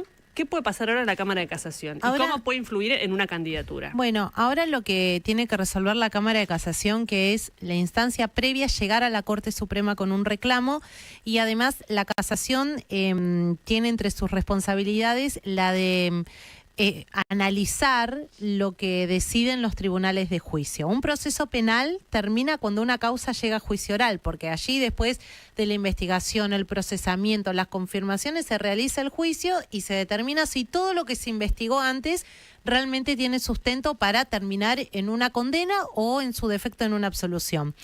La justicia lo que dijo en instancia de debate oral es que Cristina Kirchner era responsable de hechos de corrupción, de una administración fraudulenta, y se estipuló en unos 80.000 millones de pesos el perjuicio que su decisión le ocasionó al Estado. Su decisión fue favorecer a Lázaro Báez con obra pública vial en la provincia de Santa Cruz. Lo que tiene que hacer la Cámara de Casación es decidir si confirma esa sentencia tal cual se dictó, o, en su defecto, si la anula, como pide el abogado de Cristina Kirchner y de los demás acusados, y se pide una nueva sentencia, o en su defecto si le hace caso al fiscal Diego Luciani, que fue el fiscal de juicio, y le atribuye además el delito de asociación ilícita, que es un delito que Comodoro Pi al cual le huye bastante. Hasta el momento nunca en una condena se aplicó este delito. Si se le atribuye a Cristina a políticos, sí, a funcionarios. A funcionarios, exactos. Si se le atribuye a Cristina Kirchner ese delito en carácter de jefa, que es como la mayor responsabilidad que contempla el Código Penal, la pena de 6 años podría duplicarse y podría caer sobre la ex vicepresidenta 12 años de prisión. Esas son como las 3 alternativas que tiene la Cámara de Casación. Todo indicaría que están más cerca de solo confirmar la administración fraudulenta en perjuicio del Estado, que son los 6 años. Hay una discusión, hay mucho ruido alrededor de esta figura de la asociación ilícita, porque de hecho el Tribunal de Juicio no se la atribuyó a Cristina Kirchner. Si la Cámara de Casación confirma la sentencia, ¿eso impide que Cristina Kirchner sea candidata o algo? La verdad es que no, en principio, porque ningún fallo en nuestro sistema jurídico tiene firmeza, es decir, que es de inmediato cumplimiento, hasta tanto la Corte Suprema no se pronuncie. Eso se cambió. A finales de 2019, antes de que asuma Alberto Fernández, eso se cambió en el Congreso, se puso en marcha una serie de artículos del Código Procesal Penal y se quitó ese doble conforme. Antes bastaba con que la Cámara de Casación confirme una sentencia de juicio para que se empiece a cumplir. Yo siempre pongo el mismo ejemplo. Cuando la Cámara de Casación confirmó la sentencia de juicio de la tragedia de Once, ese mismo día Juan Pablo Schiavi fue a Comodoro Pi y se entregó, porque entendió lo que regía hasta ese momento, que si la Cámara de Casación te confirmaba, era de efectivo cumplimiento. Bueno, eso ya no existe. Y ahora solo se cumple cuando la Corte Suprema se pronuncie. Si la Cámara de Casación se pronuncia en las próximas semanas, eso va a la Corte, no va a quedar allí. La última palabra la va a tener la Corte. ¿Cuál es la diferencia? La Corte no tiene plazos. Puede tardar 3 años, 5, lo que sea. 10, 12, 8. Acuérdense con Menem que pasó, ¿no? Con la causa Armas. Con lo cual queda en una suerte de... No puedo decir de limbo porque está en las manos de la Corte Suprema, pero sin plazos. ¿Y qué pasa para hacerlo más complicado al escenario? Sí. El Congreso de la Nación está tratando el proyecto de ficha limpia. Sí. Ficha limpia es para tratar de filtrar y que candidatos con condena no puedan estar en las listas. Sí. Tiene dictamen el proyecto en la Cámara de Diputados, esto quiere decir que está habilitado para ir al recinto. Fue muy discutido respecto de si tenía que tener condena en segunda instancia, así quedó. Algunos hablaban de que con solo una condena en primera instancia, o sea, Cristina en este caso no podría ser candidata porque tiene una condena en primera instancia. Discusión fuerte, algunos proponían el procesamiento que ya ahí... es demasiado extremo porque un procesamiento no tiene la fuerza de una condena claramente. No. Una condena, por más que sea en primera instancia, es una condena, un procesamiento es una situación mucho más verde en el proceso judicial. Total, más inicial. Pero imaginemos este escenario. Se aprueba la ley de ficha limpia en el Congreso de la Nación, aquellos que tienen condenas confirmadas en segunda instancia no pueden ser candidatos. ¿Qué pasa con Cristina? Bueno, yo creo que allí lo primero que va a decir el kirchnerismo es que las leyes no son retroactivas.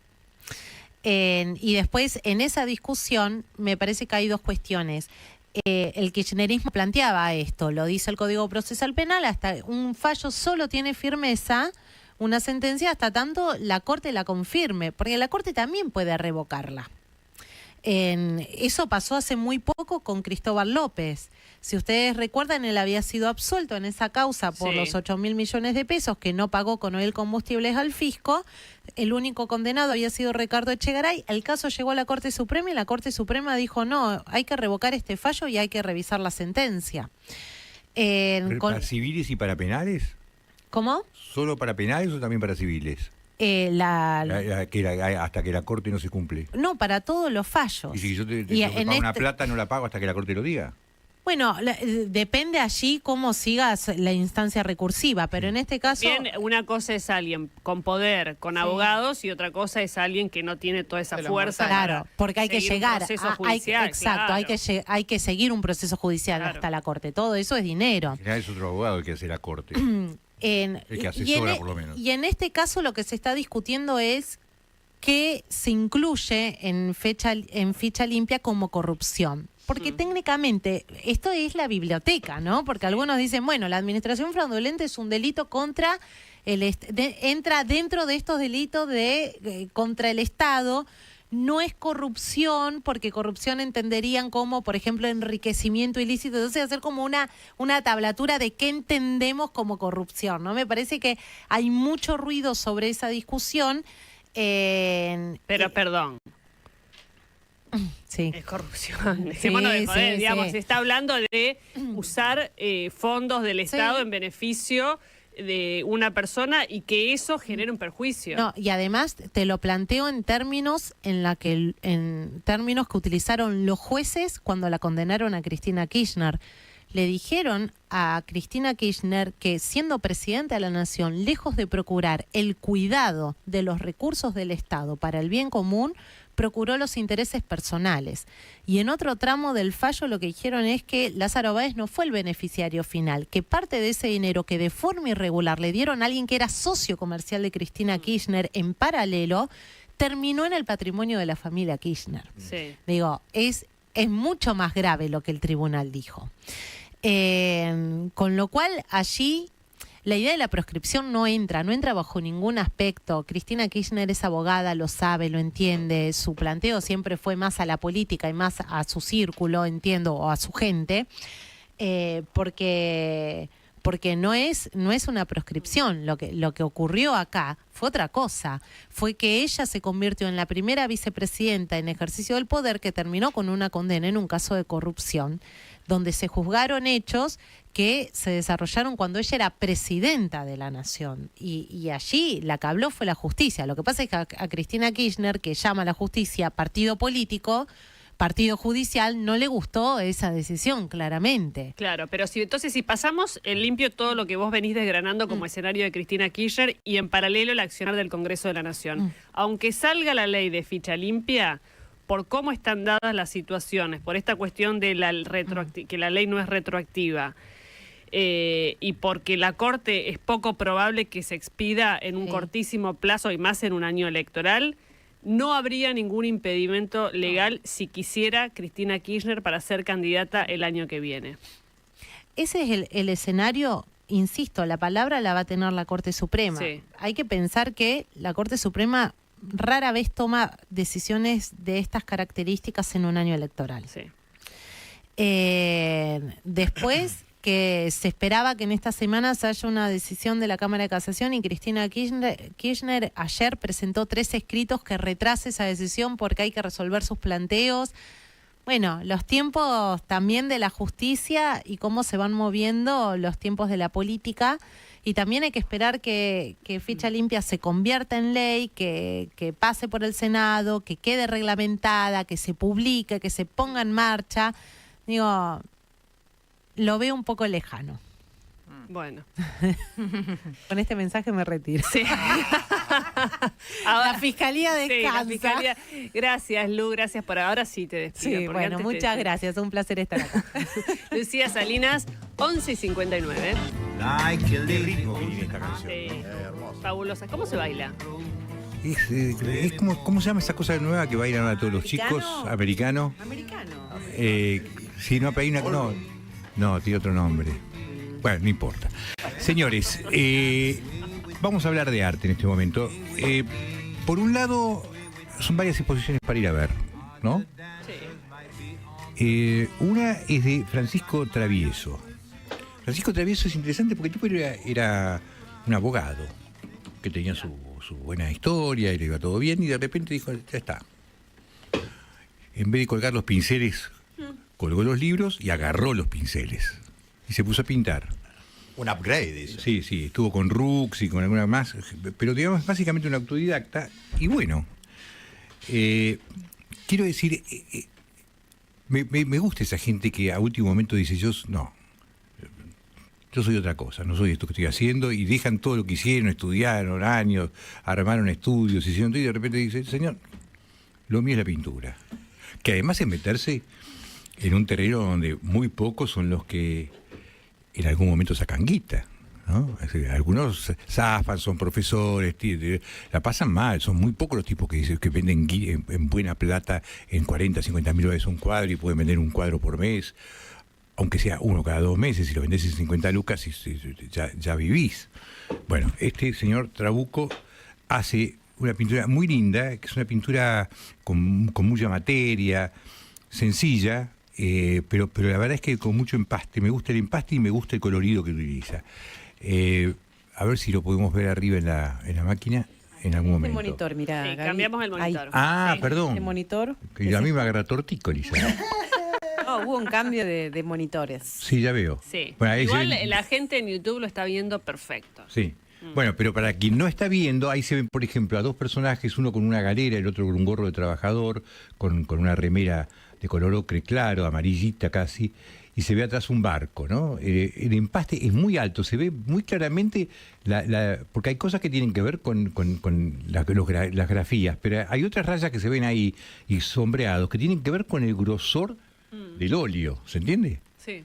Es una cosa muy, muy empastada, ¿no? Es decir, hubo varios acá que hacían eso, como del Preti y demás, pero en este caso son imágenes más vinculadas a las imágenes de la Boca. De hecho, cuando digo la Boca, enseguida aparece la galería de Francisco Traba, que son especialistas en la Escuela de la Boca, que es donde justamente está esta muestra. Esto es en Marcelo T. Alvear, 819. Y lo bueno que tiene esa galería es que además de las muestras, tiene una trastienda. Le pidan que permiso para bajar al sótano y fíjense en la cámara que hay abajo, que es impresionante, impresionante, y tiene muy lindas cosas, siempre. Francisco Traba era uno de los tipos que más sabía, en realidad fue casi mi papá en el arte.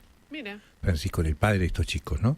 Un tipo que sabía de arte como pocos, que conocía a la gente, conoció la Boca como nadie, y realmente, no sé cómo explicarlo, pero el tipo era muy claro, ¿no? Muy claro en la forma de enseñar, las anécdotas de los personajes de la Boca, que muchas de las que yo cuento las vienen de él, de Traba.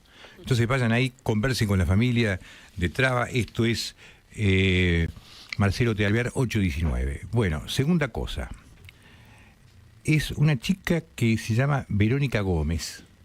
Verónica Gómez hace una cosa que es bastante fantástica, es extraña. Sí, yo no sé cómo, por un lado sí, es una cosa que casi te diría surrealista, ahí se ve. Vos fíjate lo que es esa imagen. Es una mujer pulpo, ¿no?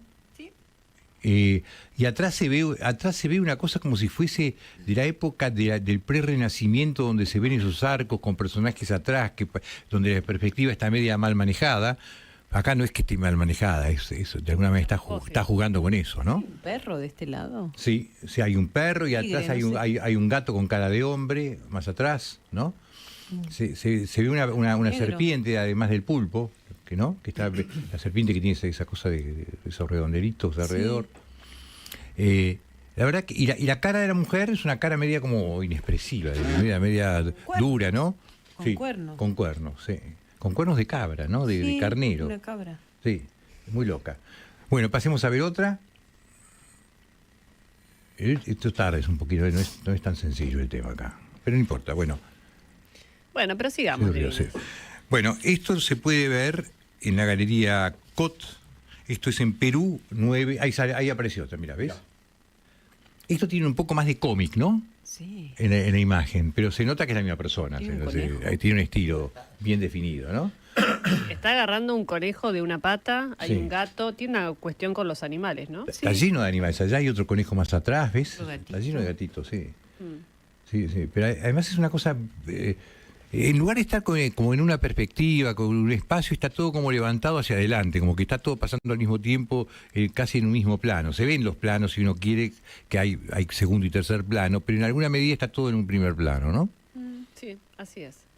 Bueno, sigamos. Esto es Verónica Gómez, COT, en Perú 973. Ahora vamos a hablar de alguien que ya hablamos, que está en la Galería Rubers, que se llama Liliana Golubisky. Liliana Golubisky es Avenida Alvear 1640. Hoy traje para que puedan ir a visitar, pasear y ver cuadros. Qué lindo. ¿No? Ahí tenés, Liliana Golubisky. Liliana Golubisky, a mí me parece muy interesante el manejo del color. Es una cosa que está entre la abstracción y la figuración al mismo tiempo, ¿no? ¿Es una muñeca china o japonesa? En ese caso sí. Sí, te hace acordar algunas estampas, es decir, salvo la composición, que es distinta y menos ordenada, tiene algo de estampa japonesa también. Eso, Claro, ¿no? tiene un kimono puesto, Sí. me parece. Sí, sí, la verdad es que no distingo si es chino o japonés, lo que tiene más pinta de japonés, pero no estoy seguro que lo sea. ¿Ves? Sí. Y tiene como manchas, son cuadros algunos bastante grandes, algunos son más chiquitos. Mirá este es un cuadro muy lindo, que no tiene que ver con el anterior, pero tiene un manejo del espacio. Es un cuadro con un fondo, digamos, una especie de azul. Una medusa, ¿es? Y tiene un montón de gente por todos lados y todo está también como en una especie de plano mismo, ¿no? Un mismo plano. La chica se llama Liliana Golubisky, ya hemos hablado de ella varias veces, está en la Galería Rubers, en la Avenida Alvear. Pasemos uno más y seguimos adelante. Estoy apurado, no sé qué me pasa. Tómese su tiempo, Levinas. Bueno. Está bueno porque lo podemos observar un ratito más. Bueno, ahora vamos a hablar de un cuadro que a mí me parece maravilloso, porque aparte a mí me pasó, salvando las enormes distancias en todos los aspectos que quiero decir. Para que abra el paraguas de esta manera, la comparación No, que va tiene a que ver ser- con el habano, tiene que ver con un habano. Sí, a ver. Pasemos. Ya sé lo que va a hacer. Vean el cuadro de Monet. Ahí está. Sí. Este es un cuadro de Monet. Monet vivió un tiempo en Inglaterra y se la pasó pintando, digamos, el Támesis, los puentes, las riberas del Támesis, ¿no? Debe haber pintado más de 100 cuadros ahí. No estuvo tanto tiempo, pero pintó como 100 cuadros. Y los cuadros de Monet es tal vez de los impresionistas, como impresionista, tal vez el más interesante de todos. Y se ve que el señor Winston Churchill también le parecía que Monet era bueno y se compró un cuadro. Y ese cuadro que estamos viendo ahí, ese cuadro que se compró Winston Churchill, que por primera vez se expone públicamente. Pero lo interesante es que ese ¿Quién cuadro... lo tenía en su casa? Claro, bueno, ahí está. Lo que le pasó a ese cuadro es lo mismo que a mí me pasa de vez en cuando, que los cuadros, a él mucho más, porque él fumaba 11 cigarros por día. Se levantaba a la mañana y mientras desayunaba y tomaba whisky, ya prendía el primer cigarro. Hay una escena de Churchill que es maravillosa. Él, cuando habla en el Parlamento en un momento, en la Cámara, se gritan, discuten, qué sé yo. Y él quería hacer pasar una ley que era muy difícil. Y él fumaba un cigarro, que ahora le dicen Churchill en honor a él, que es el tamaño, que es un tamaño largo, es un cigarro finito y largo. Cuando el cigarro es bueno, la ceniza tarda en caerse. Cuando el cigarro es malo, se cae antes y se quema desparejo. Sí. ¿Qué hizo el tipo? Agarró, sin que nadie se dé cuenta, extendió esos clips que son de alambre para agarrar las hojas, lo extendió, hizo un alambre largo, se lo puso por la punta, de punta a punta, atravesando el cigarro sin que se vea que había un alambre, obviamente. Sí. Se puso a fumar con el cigarro en la boca mientras hablaba, y fumaba con el cigarro, y lo sacaba y lo ponía. Y en determinado momento la ceniza era muy larga y todo el mundo pensaba que en algún momento le iba a caer la ceniza en la panza, le iba a caer la ceniza en la panza, y todo el mundo se olvidó que estaba hablando y todo el mundo estaba mirando a ver cuándo se le caía la ceniza, y la ley pasó sin que le rompan las pelotas. El poder del teatro. ¿Eh? El poder del teatro. No, un genio total. Bueno, ese señor se fumaba 11 cigarros, ¿y qué pasó? Esos 11 cigarros que se fumaba todos los días durante años, no le pasó nada a él con el cigarro, no. Al cuadro le pasó. Se jodió el cuadro. Es decir, el humo que tiene, con esa grasa rara que tiene. A mí me ha pasado de tener que limpiar los vidrios de los cuadros, y cuando le pasabas el coso salía una cosa media marrón, ¿no? Y cuando no tiene vidrio, sino Pero que eso, es un óleo, lo que uno fuera, por cuando día. es directo contra la pintura, ¿qué pasa? Es lo que le pasó a esta, la ruina. La ruina, no hay manera de salvarla. No, el cuadro está. Ese cuadro está en este momento, está expuesto y se ve así. ¿Pero era de otro color? Y un poquito tiene que haber cambiado, sí. Claro. Sí, sin duda tiene que haber cambiado un poco. Pero no pasa nada, pero quiero decir, tuvieron que... Es genial, porque era de Churchill y ¿cómo no va a tener gusto a tabaco si es de Churchill, ¿no? Pero bueno, eso es lo que pasó. Bueno, la única cosa en común que tenemos es que los dos arruinamos cuadros, pero él mucho más que yo porque fuma 11. Sí, yo pensé que usted iba a poner una foto que se hizo, que creo que le hizo Jaime, de usted fumando un habano igual que Churchill. No, en ese caso era Hitchcock el que estaba ahí, no era Churchill. Ah, ok, me confundí. Era Hitchcock, porque si te diste cuenta en el cigarro del que era un cigarro largo había parado un cuervo. Es Él verdad, hizo la era película, otra foto, la película de los pájaros. Es verdad, era una foto de un cigarro, pero de otro personaje. Sí, la próxima vez la traigo porque es muy buena esa foto. Espectacular. ¿Quién se la hizo? Jaime, gran fotógrafo. Sí. Y cineasta, es un tipo, la tiene clarita. No parece hijo suyo. No, ninguno de mis hijos parece hijo mío, para ser honesto. ¿Serán hijos suyos? No, yo creo que los hizo muy bien que yo no les dé tanta pelota. Salgamos de este momento. No es cierto. Salir ahí, maravilla. No es cierto. Son formas de joder que tengo. No, vos sabés que, por ejemplo, mis hijas, a mí me gusta darles vergüenza. Cuando íbamos al social, que sientan vergüenza de uno me parece maravilloso. Y la otra cosa es cuando estaban con gente... Yo decía, sí, y la verdad que después de 15 años que la conozco, le fui tomando cariño. Se ponía. Ahí estamos viendo la foto que decía de Levinas. Ahí está, ¿ves? Es un fotón. Sí. Linda. Sí. ¿Ves el pájaro de Hitchcock? Sí, Sí. Es cierto que Churchill y Hitchcock tienen una relación, ¿no? Hay la pelada, la gordura, son ingleses. Sí, ¿no? tal cual. Se ve en un primer plano Gabriel Levinas fumando un habano y en un segundo plano Hitchcock que tiene en la punta del habano un cuervo. Sin embargo, casualmente, el cigarro que está fumando el señor Hitchcock es un Churchill. Mirá.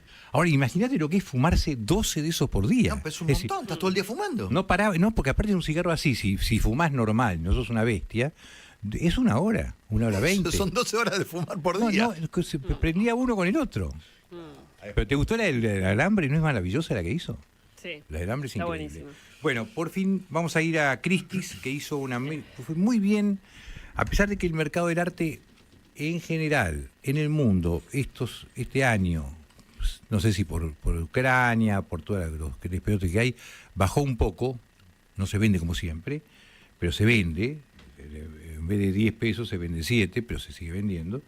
Hubo una muy buena venta de arte latinoamericano, bueno, uno de los cuadros que más caro se vendió es una Leonora Carrington. Recuerdan que hace poco compró uno el señor Constantini. Ahí está el cuadro de Leonora Carrington. Pero voy a dar algunos precios, ¿sí? Un Diego Rivera, chiquito, se vendió en 60.000. Uno de Rodolfo Nieto se estimó en 80.000, se vendió también. Se vendieron cuadros de varios de Leonora, Diego de Rivera, otro más, un dibujito lindísimo en 600.000, una pintura. Sí, lo increíble es que Diego Rivera, ahí tenés un caso interesante. Por supuesto hay Diego Rivera que son Diego Rivera, pero si vos pensás que Diego Rivera y Frida Kahlo, y vos comparás la calidad de una pintura y de la otra, Frida Kahlo no le llega al ombligo. No digo que a los talones, pero al ombligo, hasta el ombligo le llega, más arriba no. Sin embargo, toda la historia de que tenía el amante de Trotsky, la cosa lesbiana, el dolor de espalda, que estuvo casi postrada mucho tiempo de su vida con grandes dolores, la convirtió en un personaje con todas las nuevas teorías y demás, en un personaje que es más caro proporcionalmente, ¿sí? Casi en los hechos, pero que está ligado más a todo ese entorno que a la pintura en sí, ¿no? Y bueno. Comprás otra cosa, no es que compras... Bueno, es lo mismo que pasa con Warhol. Si vos te fijas en el pop art americano, Warhol, desde el punto de vista plástico, qué sé yo, no sé no es el más interesante de todos. Hay tipos que eran mucho mejores artísticamente, que de alguna manera tuvieron innovación a una estética. Porque, ya que para la gente que no sabe, el pop americano incluye en el arte cosas que antes no se incluían de ese modo. Digamos, hasta una naturaleza muerta que uno vacía, era una cosa más poética en alguna medida y que tenía que ver con una forma de hacer una composición. Pero por primera vez entran a aparecer en la obra de arte cosas absolutamente populares. Papas fritas, bolsas de papas fritas, lata de tomates, gente toda una cosa, por eso se llama pop art, porque es arte popular. Pero en muchos casos, como en el de Oldenburg, Jasper Johns y demás, que hace una obra maravillosa con una bandera americana, simplemente es nada más popular que una bandera americana, y fue el primer cuadro que se vendió carísimo en su momento, el arte americano. Yo prefiero tener un Jasper Johns sin un Warhol. Claro. Por la plata, por ahí prefiero el Warhol, pero... Y lo que hace el pop art, que me parece que es maravilloso, es la inclusión de la vida cotidiana, de elementos de la vida cotidiana, de íconos comunes de la gente. La sopa Campbell debe haber sido la sopa esa de tomate, debe ser la cosa que más se vendió en Estados Unidos nunca. ¿Entendés? Y eso es lo que incorpora el pop americano. Pero bueno, volviendo al remate, el remate fue un éxito. Los nombres son Rivera, Francisco de Toledo, que es un mexicano muy bueno, Rodolfo Nieto, Matías Goeritz, después está Agustor, que son nombres que no parecen latinoamericanos, pero son. El arte latinoamericano además tiene ahora cada vez más compradores. De Sarraceno se vendió en muy buen precio, en $110.000 una obra de Sarraceno, en un remate ahora mismo en Christie's.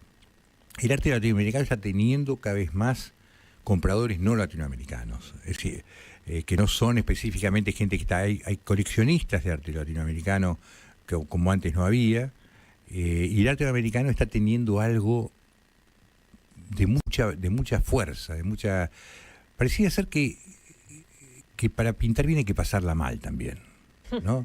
Que hace falta cierto nivel de catástrofe en la vida de uno, que no alcanza con tener buena educación, con tener buenos profesores, ni siquiera con tener talento. Hace falta que alguna catástrofe te obliga a tener algo de lo que contar, ¿no? El camino del artista también. Sí, por eso. Entonces, y como América son países que tienen historias complicadas, difíciles, no es raro que haya salido ahí muy bueno de lo mejor del arte que está saliendo últimamente, ¿no? Pero bueno. Muy bueno, Levinas. Estuvo completo. Arrancó con el pan y le gustó. La foto del cigarro de mi hijo es buena, en serio. Sí, es buena. Yo no la había visto de nuevo y ahora que la veo ahí digo que no, el pendejo es bueno. Sí. Galería Ricardo López compra pintura argentina, óleos y acuarelas de destacados pintores argentinos, Quinquela Martín, Berni, Vaz, Alonso, La Cámara, entre otros. Pagamos los mejores precios de mercado, asociaciones particulares y artistas. Consulte con nosotros al 15-524-9054. Compramos todo en pintura argentina. Un divorcio controvertido.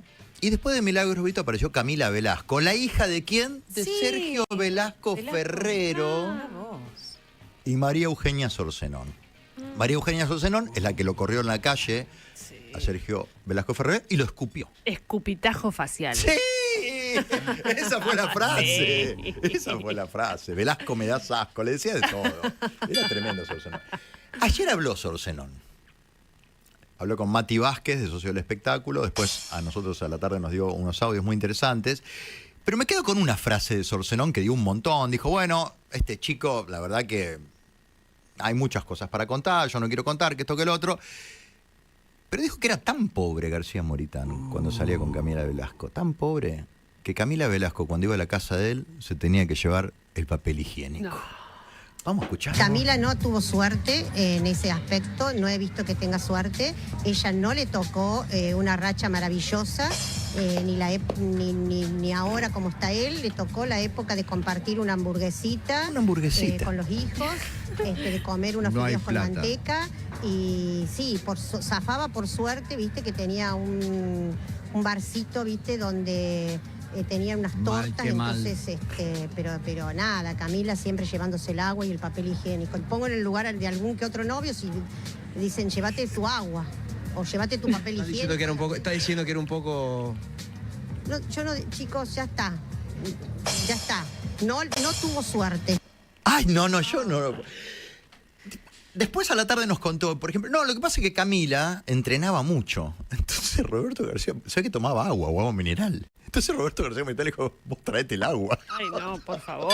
La chica transpiraba. Entonces, cuando tenía sed, no, traete vos el agua. Pero yo no sé por qué tenía la idea de que García Moritán venía de una familia muy acomodada. No, es todo un tema ese, es muy interesante. Quedó el apellido y... No. Claro, a ver, la abuela de él es anchorena. Es Nazar Anchorena. Tenían 136.000 hectáreas en La Pampa, todo bien. Pero son esas familias patricias que quedó con el apellido, pero no quedó el dinero, no quedó. Entonces, básicamente ahora... Que las sucesiones fueron haciendo la división de la tierra. Sí, claro. Es muy interesante. Bueno, de hecho, eso lo decía mucho Gino Bogani, ¿no? Que Gino Bogani, cuando armaba las filas de sus desfiles, en la primera fila ponía a los apellidos de la Argentina. Esto me lo contó no solo Gino Bogani, sino lo contó Ginés Reinal, con quien tuve la oportunidad de trabajar, y era muy simpática. Y decía, bueno, en la primera fila Gino nos pone a nosotros, que somos los que tenemos apellido, pero ya no tenemos plata. Entonces Gino decía, yo pongo en la primera fila los apellidos, y la segunda fila decía, yo pongo a los turcos que tienen plata. Y los turcos que tienen plata son los que me vienen y después me compran el vestido de alta costura, porque Gino hace alta costura. Entonces, eso pasó. García Moritán quedó y se vendía a sí mismo como esta especie de encantador de serpientes, familia de diplomáticos. Yo nací en Nueva York, te decía, ¿entendés? Bueno, entonces,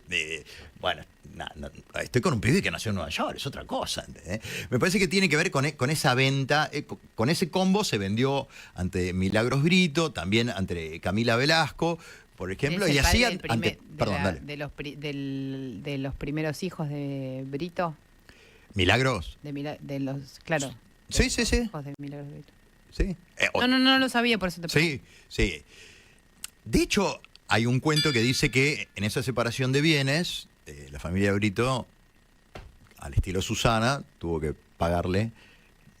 No fue al revés, ¿no? O sea, no es que había generado más García Moritán que la familia Brito. Seguro. Porque además Milagro Brito en ese momento estaba a cargo del lanzamiento de toda la desarrolladora inmobiliaria. Exacto. De hecho, ellos vivían, cuando se separan, le terminan dando un 2 ambientes en Visora.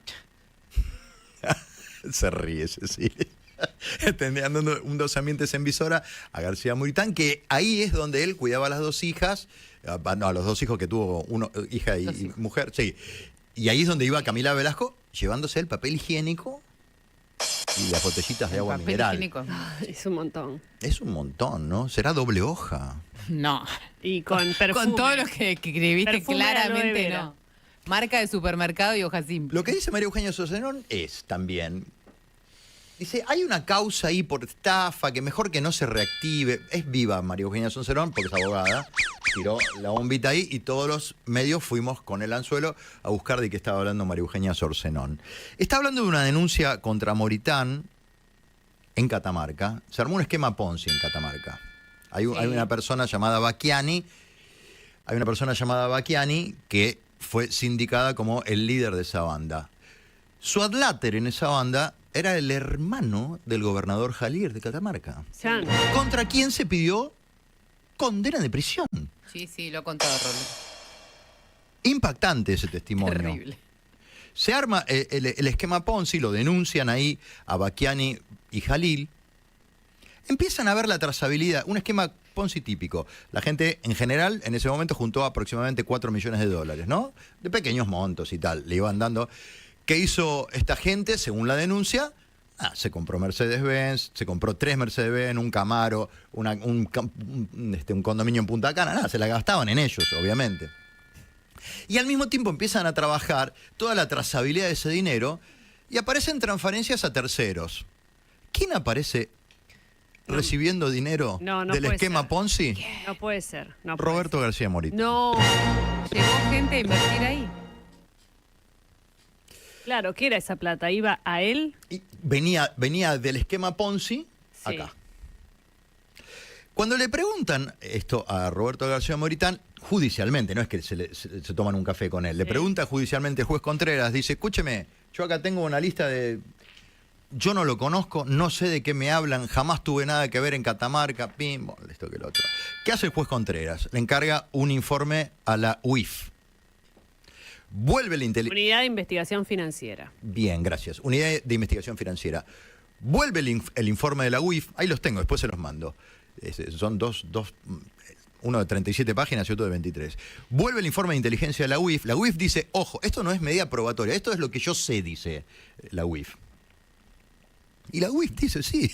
O sea, acá está la transferencia, dice la UIF. Y esto es un típico esquema Ponzi, ¿Qué hace entonces el abogado que está llevando la denuncia contra el esquema Ponzi armado por Bianchini / Jalil?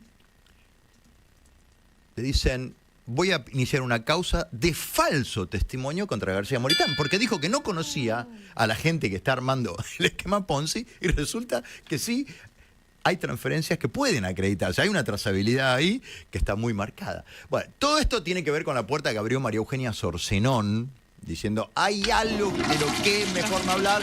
Pero viste cómo es, dicen eso al aire y después por el chat privado te mandan todo el link donde está toda la data. Esto va a seguir y estas son las cosas que Pampita no quería que sucedieran, ¿entendés? ¿Por qué? Y con esto cierro, 12:50. Porque hubo un viaje a Catamarca donde Roberto Moritán llevó a Pampita y la hizo participar de actividades. 12:50. Ha sido el aporte de Tartu a la confusión general. Descubrí la nueva. Un poco voy a aportar también a la confusión general, dicen, ¿seguimos? Sí. O mejor nos vamos de ahí. Yo vengo a rescatarlo al Tartu. Está muy bien, aporta claridad, luz, Pitela, luz. Tengo un libro que les quiero recomendar, que es una de las cosas más bonitas que he leído en los últimos tiempos. Vengo diciendo esto este año varias veces, por suerte, porque hay una producción literaria muy interesante este año. En este caso se trata de una novela que se llama Luciérnaga. La autora se llama Natalia Litvinova y es premio Lumen de novela, es el premio Lumen de novela. Natalia es poeta y es editora y nació en Bielorrusia en 1986. Y desde 1996 que vive en Buenos Aires, da taller de poesía y publicó varios libros.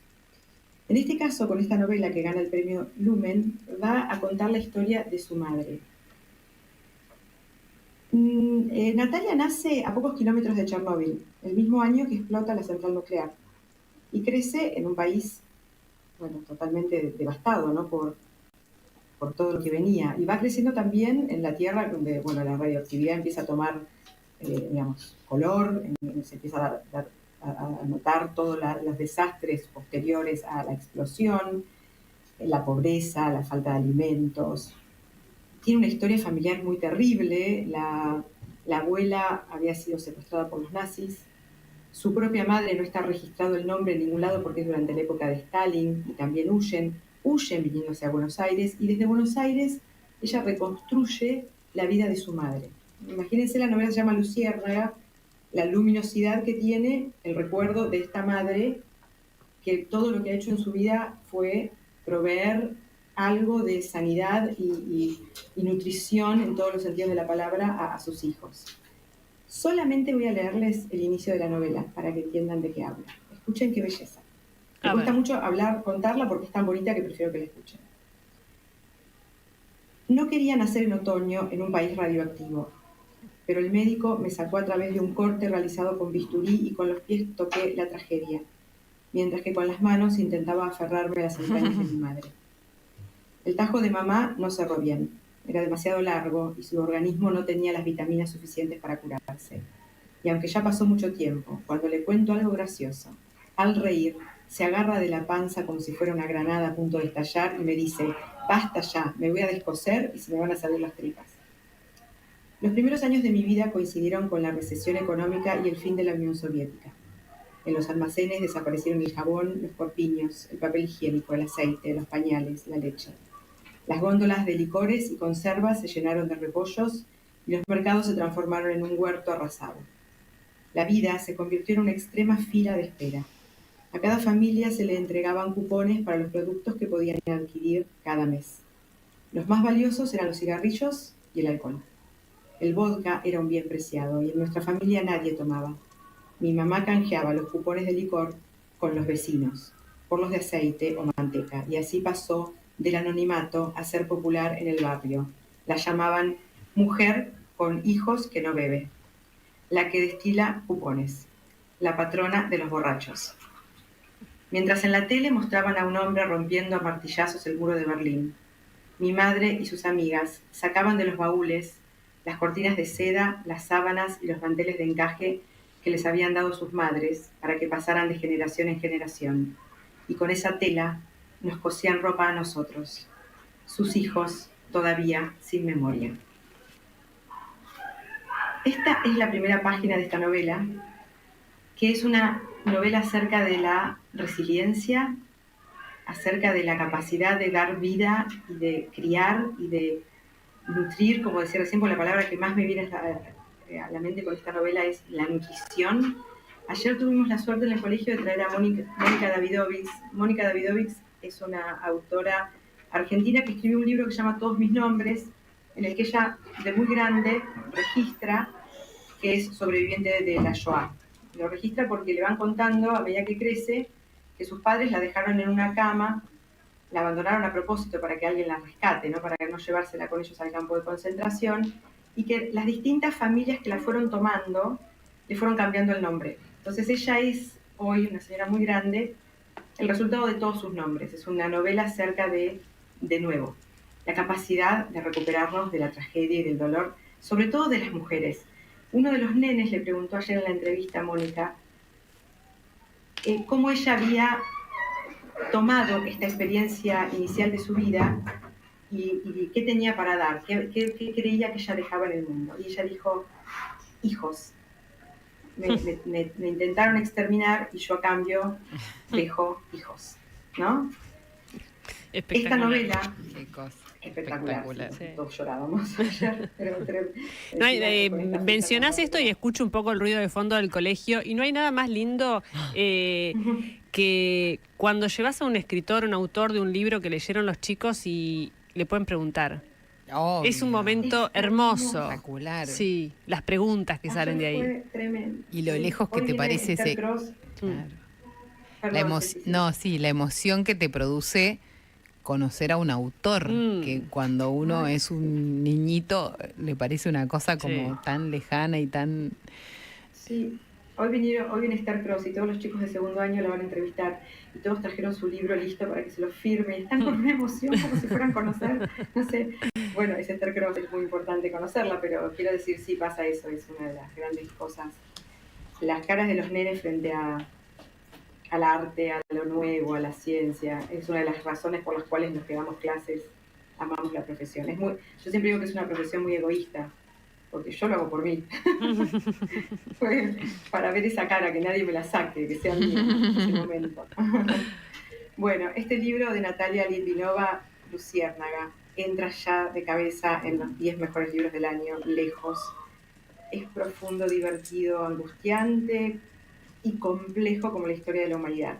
Y complejo como la historia del siglo XX. Creo que es alucinante ver a través de los ojos de esta hija el siglo XX, la primera parte del siglo XX. Es muy interesante, muy bien escrito, es poético. Se llama Natalia Litvinova, el libro se llama Luciérnaga.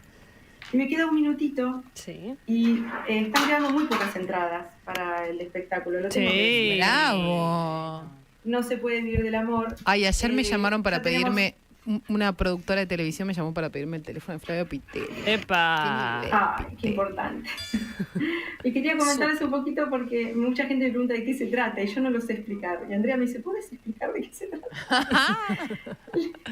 Y la idea es hablar de qué es el amor en el sentido de lo que hoy sentimos que es el amor. Hoy nosotros, en el siglo XXI, acá, parados. ¿Se sentía exactamente igual hace 40 años, hace 2 siglos? La idea del amor, del enamoramiento de la pareja, de la idea del amor para siempre, ¿es constante el amor para siempre? ¿O eso ya cambió? O sea, nadie cree en el amor para siempre, nadie cree en el amor para toda la vida. Hasta que la muerte nos separe. Bueno, y acá la negra siempre me lee la mente de una forma realmente espeluznante. Hay otra canción de Calamaro, ¿no? Una canción de Calamaro le da el título al espectáculo y hay otra canción de Calamaro que usa una línea de este poema. Y con esto les prometo que me despido, son pocas líneas. Y respondiendo a la negra, hay un poema que lo vamos a leer en el espectáculo, de Cesare Pavese, que se llama Vendrá la muerte y tendrá tus ojos. Esta línea la usa Calamaro en una canción. El poema dice así, y pensemos en esto, y con esto dejo a la audiencia pensando, ¿existe el amor para toda la vida?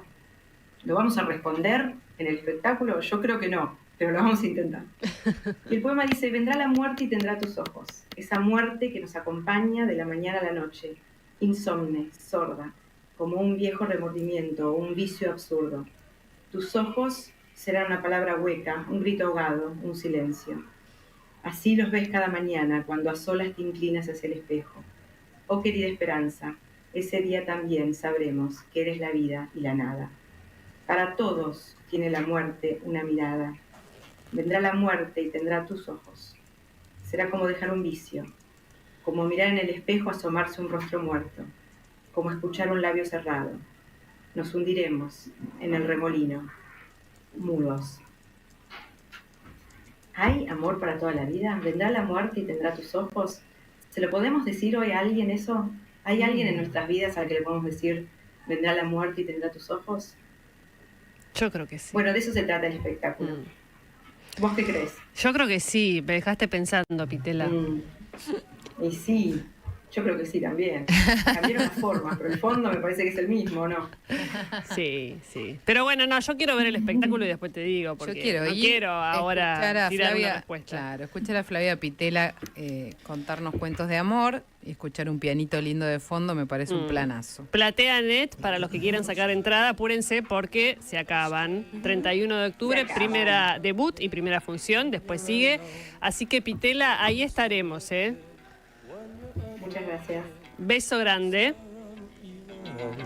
Flavia Pitela, agradecemos a la gente de Jaguar que mandó medialunas. ¿Medialunas de grasa o de manteca? Grasa. De manteca. Manteca. ¿Tartu? Manteca y grasa. Qué grande. Qué ataque de te lleva todas las medialunas Tartu. Espectacular. Sí. Escuela de los niños mañana. Muy bien. Vale, ¿qué las comes vos? No. 2 minutos. 2 minutos pasan de la 1 de la tarde. ¿Y saben qué? ¿Qué? Adiós.